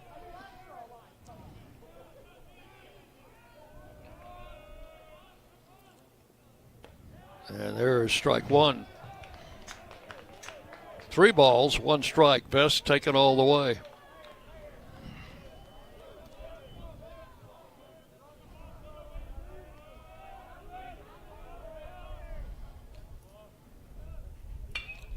Line drive to right field, but right at Rogers. He'll make the catch shoulder high, and that will retire the side in the 8th inning. So a threat, but no more. No runs, no hits, and 2 men left on base. We'll go to the bottom of the 8th inning. Still Middle Tennessee 5 and New Mexico State 5. You're listening to Blue Raider Baseball from Van Wagner. When the arena lights dim for a concert, or when the crowd becomes one at a big game, you can almost feel like you're the biggest fan. But who's your biggest fan? It's the person that will get you home safely after a night of drinking. It's the person who looks out for your life to make sure you leave the stadium with someone sober. This could be a designated driver or someone who offers to get you a ride share. Because in Tennessee, fans don't let fans drive drunk. Brought to you by the Tennessee Highway Safety Office, a division of the Tennessee Department of Safety and Homeland Security. Hey folks, it's Chip Walters from Exit Realty Bob Lamb & Associates, helping Middle Tennessee make smart moves in a fast-moving market. Whether you're buying, selling, or just exploring your options, you deserve someone who knows this community and treats your goals like their own. From first-timers to long-time homeowners, I'm here to guide you with clarity, confidence, and a steady hand. When you're ready to make the next move, start with someone you trust. Visit choosechip.net and let's make your 2026 move the right move. Rutherford County's MTSU station, News Radio WGNS. We go to the bottom of the 8th inning. The Raiders and the Aggies tied at 5. Clay Badalak, who has a couple of hits tonight, out of the number 9 spot, will lead it off for the Raiders. And then the top of the batting order, Nowak and Minnick against the right-hander Jack Turner. Oh, he had the Raiders swinging at everything, and when he came in the 7th inning, struck out Akers, struck out Von Dolan on pitches way out of the strike zone. They must have been doing some moving on him. Here's Badalak. First pitch is high for ball 1. That was the right-hander that has been throwing in the Raider bullpen is Mason Dobbs. And the pitch to the plate. Good for a strike. 1 ball, 1 strike to Badalak. I know his grandmother's listening to us. Oh, yes. She doesn't miss a game. I got a nice email from her today. The pitch outside. She knows how to get in touch with Murfreesboro other than through the old pro13@gmail.com. 2-1 the count.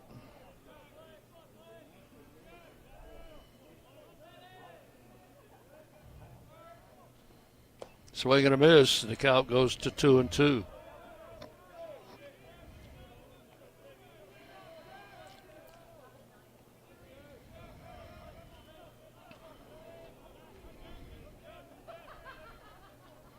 Turner, the right-hander, with a pitch. Swing and a foul back. Count holds at 2 balls, 2 strikes. This pitcher's bringing some heat up there. That pitch was 93.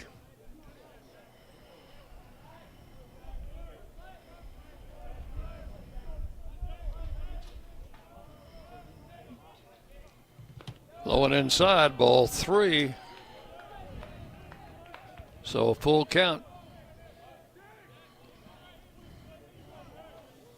3-2 to Clay Badalak. Walk him.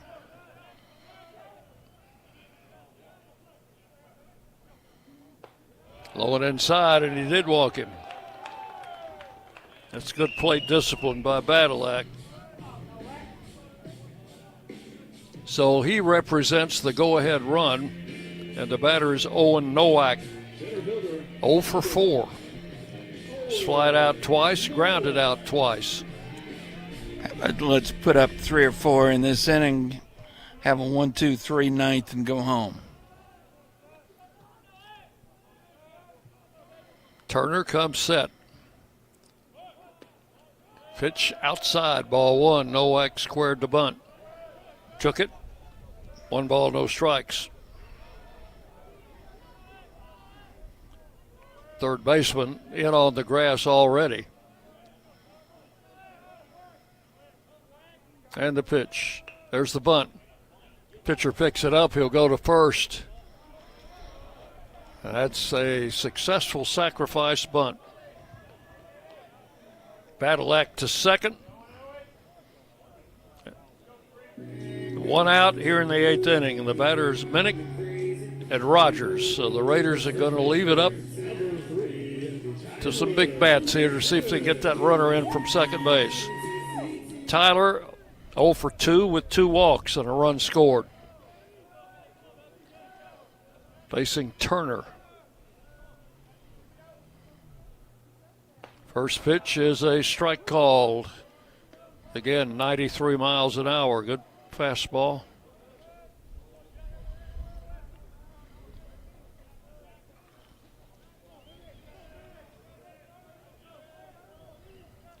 And the pitch.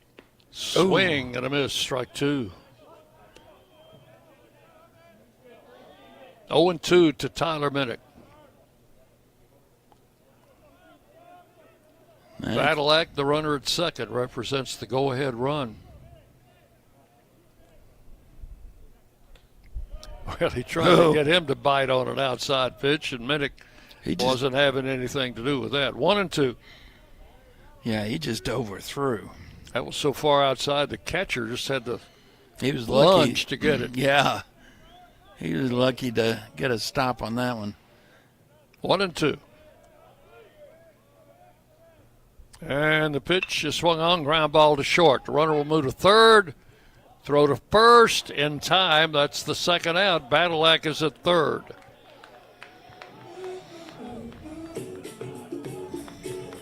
Good job by Minnick to advance the runner, and that's 2 outs. Badalak at third. The batter is Brett Rogers.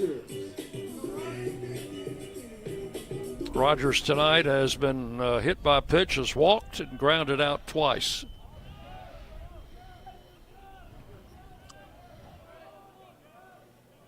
And the right-hander's pitch is outside, ball 1. Got the go-ahead run 90 feet away. Clay Badalak at third, 2 outs.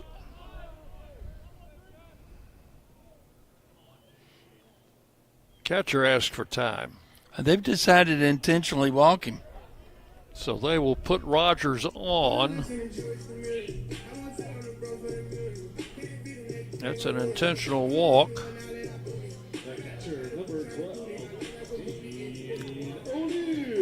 They'd rather face O'Neill than Rogers.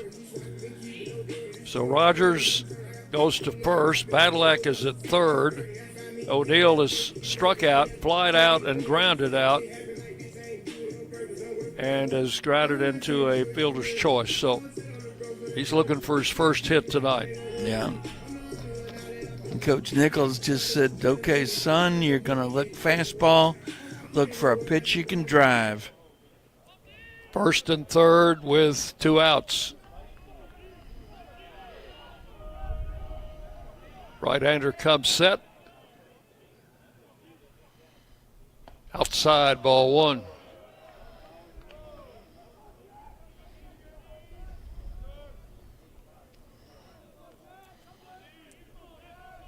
Cooper Clapp on deck.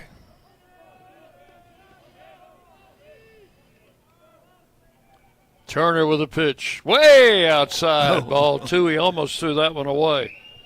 2-0.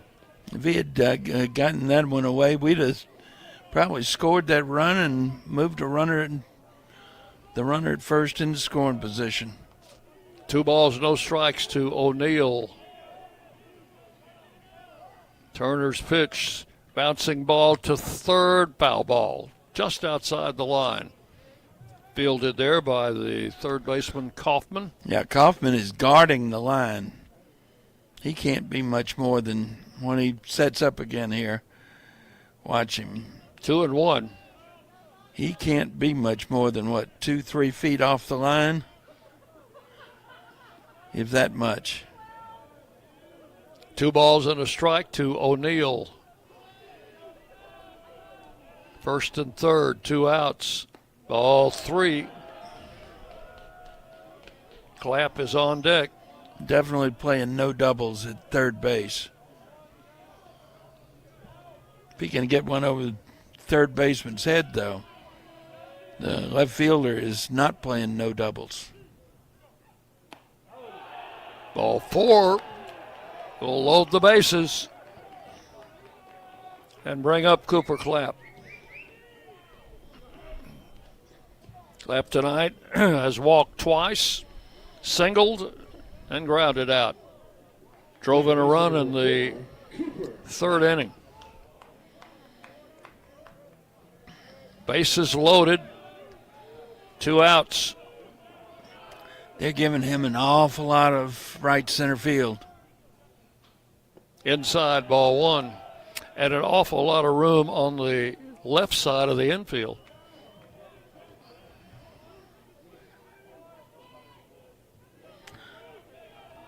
The third baseman hanging close over there to the bag. Now we've got a timeout.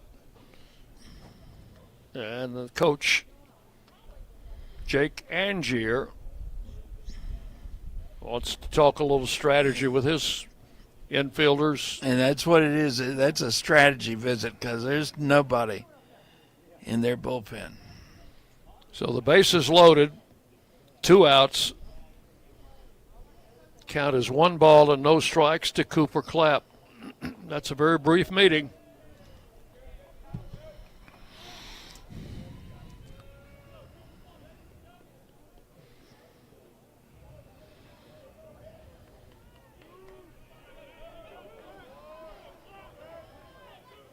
Clapp steps back in.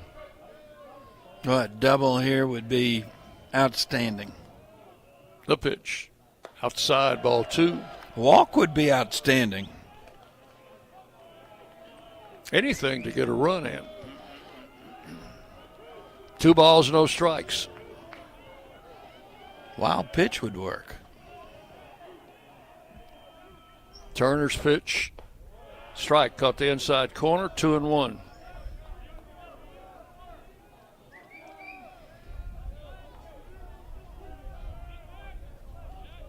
Badalak at third. He's been there a while. The pitch. Dry, base hit. Raiders lead. Here comes the second runner. He will score. And it's 7-5. Cooper Clapp. Boy, he is a clutch hitter, isn't he? Driving in 2 with a line single to right. And the Raiders lead at 7-5. That's gives him 3 runs batted in this game. Badalak scores from third. Rogers scores from second. That intentional walk to Rogers has come back to bite him. So now first and second with 2 outs, and the batter's Brett Von Dolen. He was the first batter Turner faced in the 7th inning and got him to strike out on a bad pitch. We'll see if Von Dolen learned anything from that at bat. First and second, 2 outs. Swinging a bouncing ball to the first baseman. He will make the play unassisted and end the inning. So that is all in the 8th. But the Raiders break the tie, come up with 2 runs, clutch bases loaded single by Cooper Clapp. 2 runs in the inning on just the 1 hit. And 2 men left on base. So we will go to the top of the 9th inning. It's the Raiders 7, New Mexico State 5. You're listening to Blue Raider Baseball from Van Wagner. Las Casas Drugs is a proud sponsor of Blue Raider Athletics, located at 4702 Las Casas Pike, just minutes from Murfreesboro. Las Casas Drugs strives to provide all of your pharmaceutical needs in that hometown atmosphere you deserve. Family-owned and operated, Las Casas Drugs offers free delivery, immunizations, drive-through window, gift shop, merchandise, and medication management programs. Come by and see how we can make a difference. And go Blue Raiders. Bring your game day style courtside with a stop at Lightning's locker room on the concourse. From bold new drops to timeless campus classics, we've got everything you need to turn heads from class to tip-off. Whether you're rocking a hoodie in the student section or sporting a tee around town, your look says it loud. You're here for the wins, the energy, and the tradition. So step up your style and your spirit, because at Lightning's locker room, the season never slows down, and every fan plays a part in the hype. Let's make every day feel like game day. The Blue Raiders play here. News Radio WGNS.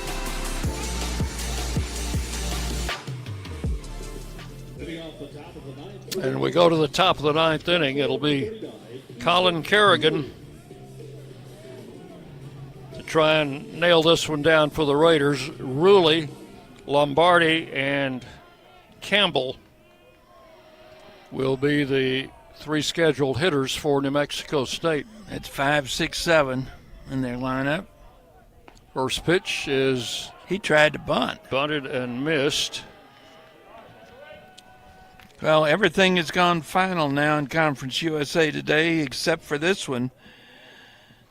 Jacksonville State added 2 more in the top of the ninth. That final. And Ruston, Jacksonville State 4, Louisiana Tech nothing. Swing and a foul back. Count will go to 0-2. He was trying to hit a 3-run homer. Really? So winners in Conference USA today, Liberty, 4-3 winner over FIU. Kennesaw State, an 8-1 winner over Delaware. Jacksonville State, 4-0 over Louisiana Tech. Pitch is high, ball 1-2 to Ruley. Sam Houston at home, 1-0 winner over Western Kentucky. And Dallas Baptist, 5-4 winner over Missouri State. Count 1-2 and the pitch inside. 2 balls, 2 strikes. Ruley has a double in 4 trips in this game. Right-handed batter.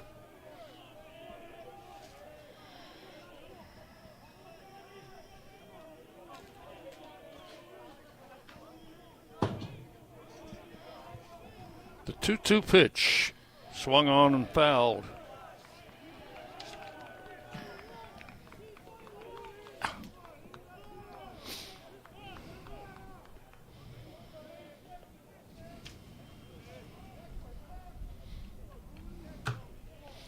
Count holds at 2-2.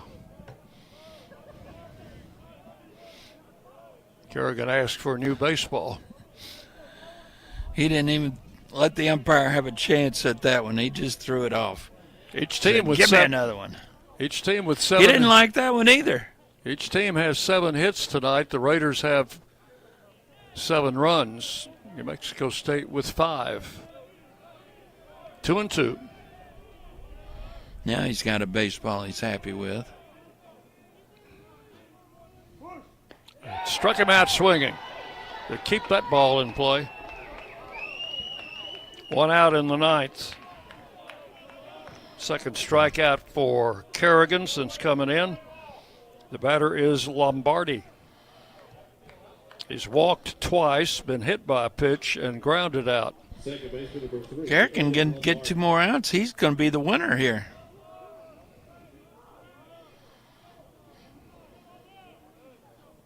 Pitch is outside all the way to the backstop. He just overthrew that ball. 1 ball, no strikes. And Dean O'Neill said, you know what? I'm not going to risk getting hurt going after that thing with nobody on.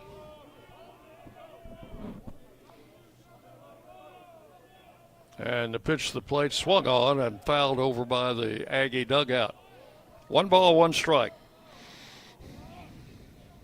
Stay tuned for our post-game show. John will be down on the field to get some comments from Coach Myers. Might also get Cooper Claff if he's available, huh? I'll try. A swing and a foul. You know how hard it is to get him to talk, though. Well, you'll just have to use all your journalistic ability. I'll do my best. 1-2 the count.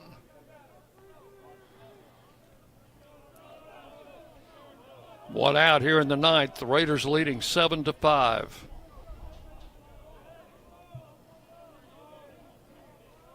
Kerrigan delivers. That is all 2. 2-2.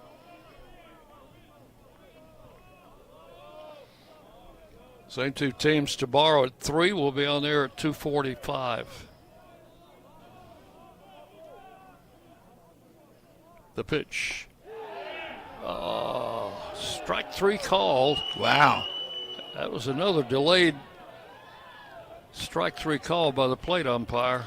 Maybe we just haven't seen that many strikeouts. I guess. Called tonight. Neil, we've got a pinch hitter.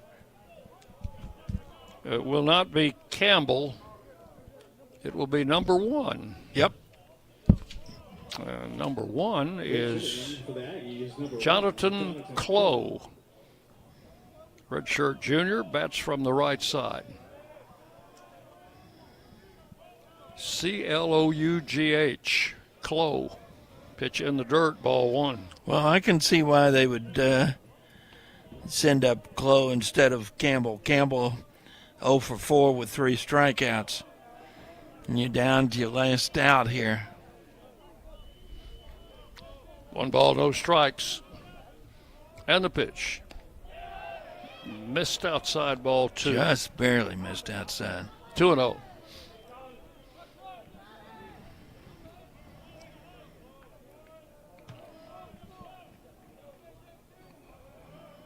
And the pitch. That's in there at the knees. 2 balls and a strike. Clough out of the Dominican Republic. Played junior college ball in New Mexico and now with the Aggies. Swinging a foul out of play. 2-2. So they're down to their last strike now.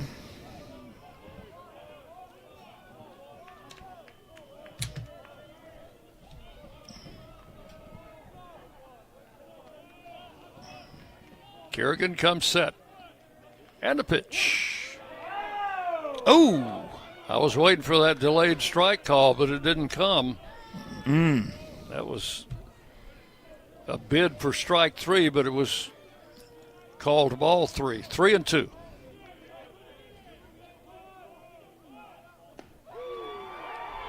There's strike 3, and there's your delayed call.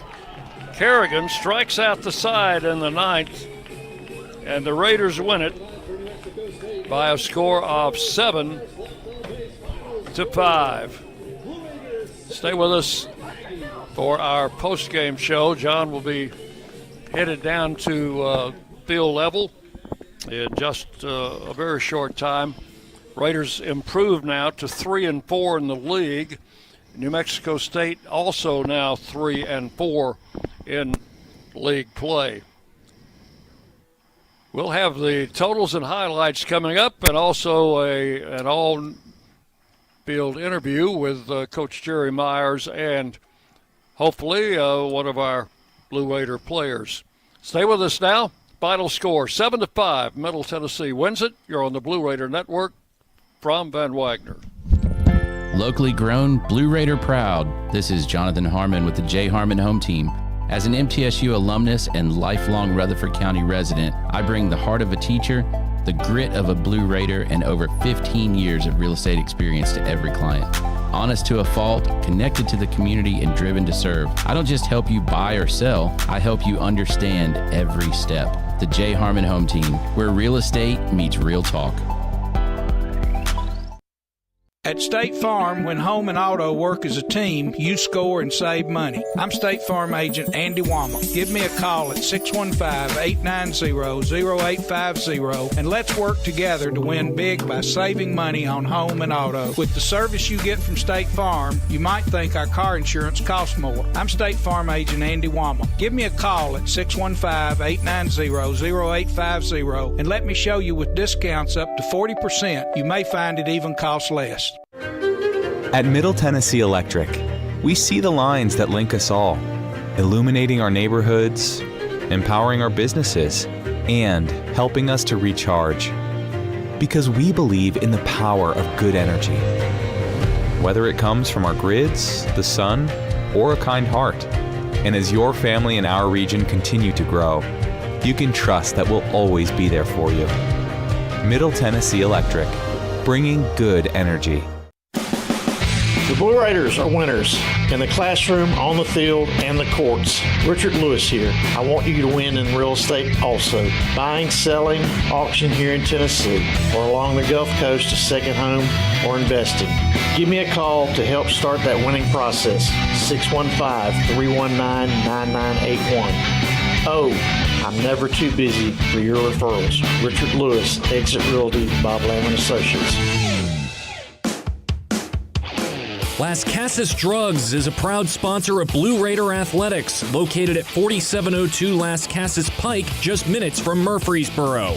Las Casas Drugs strives to provide all of your pharmaceutical needs in that hometown atmosphere you deserve. Family-owned and operated, Las Casas Drugs offers free delivery, immunizations, drive-through window, gift shop, merchandise, and medication management programs. Come by and see how we can make a difference. And go Blue Raiders.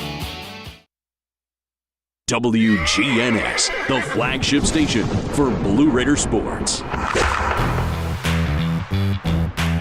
Today's game is in the books, and it's time to recap today's action in the Blue Raider postgame show. Today's broadcast on the Blue Raider Network has been brought to you in part by Will Fraley, attorney at law, State Farm Insurance, and agent Andy Womack, Middle Tennessee Electric, Exit Realty, Bob Lamb & Associates, and agents Brad Hopkins, Richard Lewis, Jonathan Harmon, and Chip Walters. And by Las Casas Drugs. Let's head back to the ballpark for today's Blue Raider postgame show.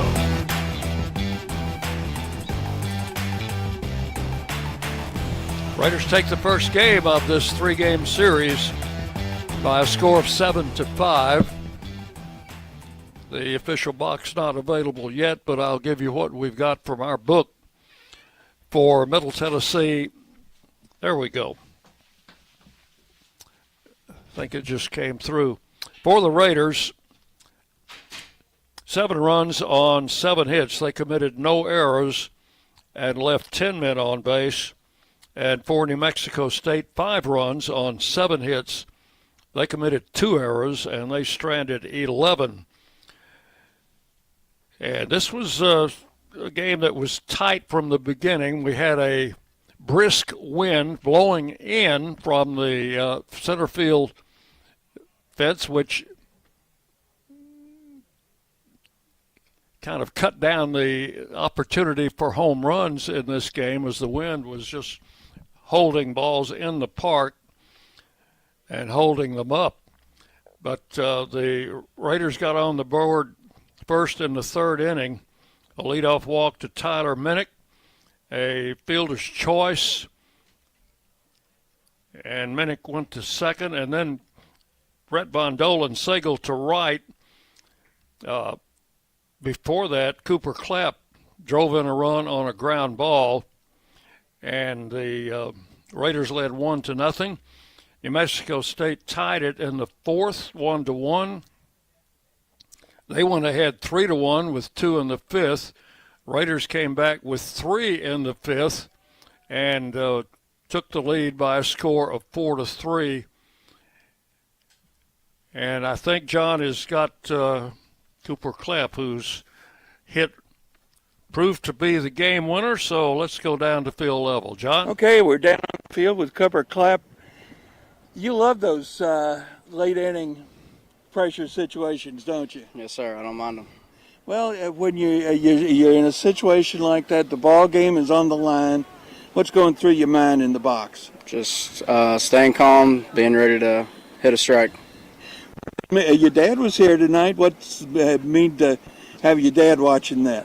I mean, just another game. I'm glad that he got to come and take a little bit of time out of his season that he's about to start. So I'm glad he got to come. I'm glad he got to see a win. And he's on his way back to St. Louis now, huh? Yes, sir, in the morning. All right, so you get a big conference win, though. That's not just another ball game. Yes, sir. We got 2 more. All right, so are you watching the scoreboard at this point, seeing who's doing what, or are you just paying attention to your own business? No, we're just taking it one pitch at a time. Okay, and so now you come back tomorrow and do it again? Yes, sir. That's the plan. Right. Okay. Let me talk to Coach Myers now. Thank you, Cooper. I'm Well, good way to start the weekend.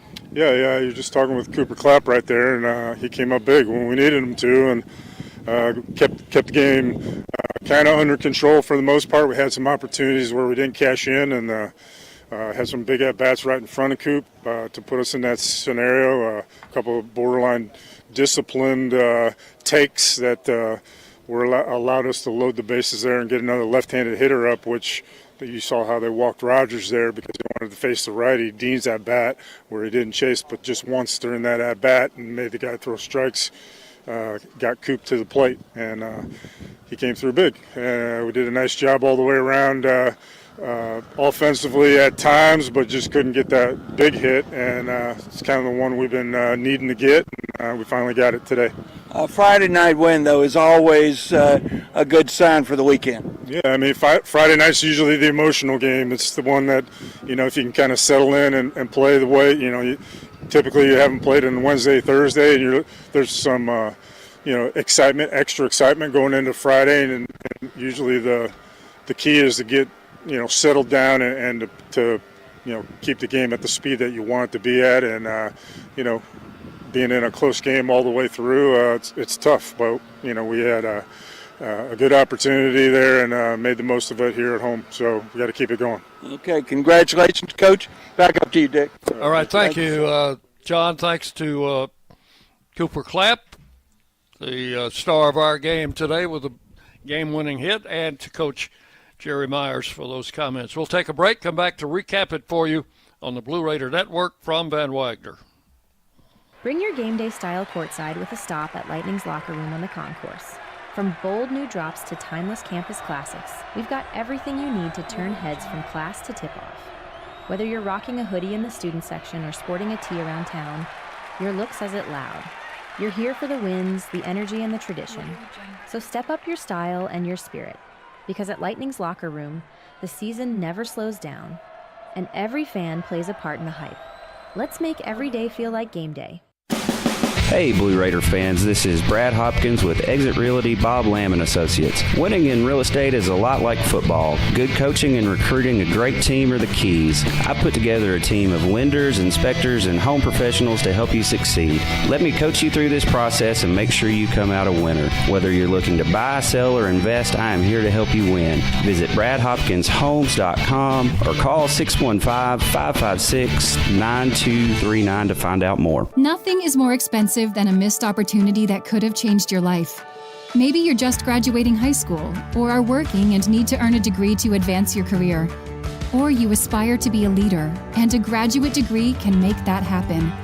Whether you're just starting out or retooling for the future, Middle Tennessee State University can help you get there. MTSU, the University of Opportunities.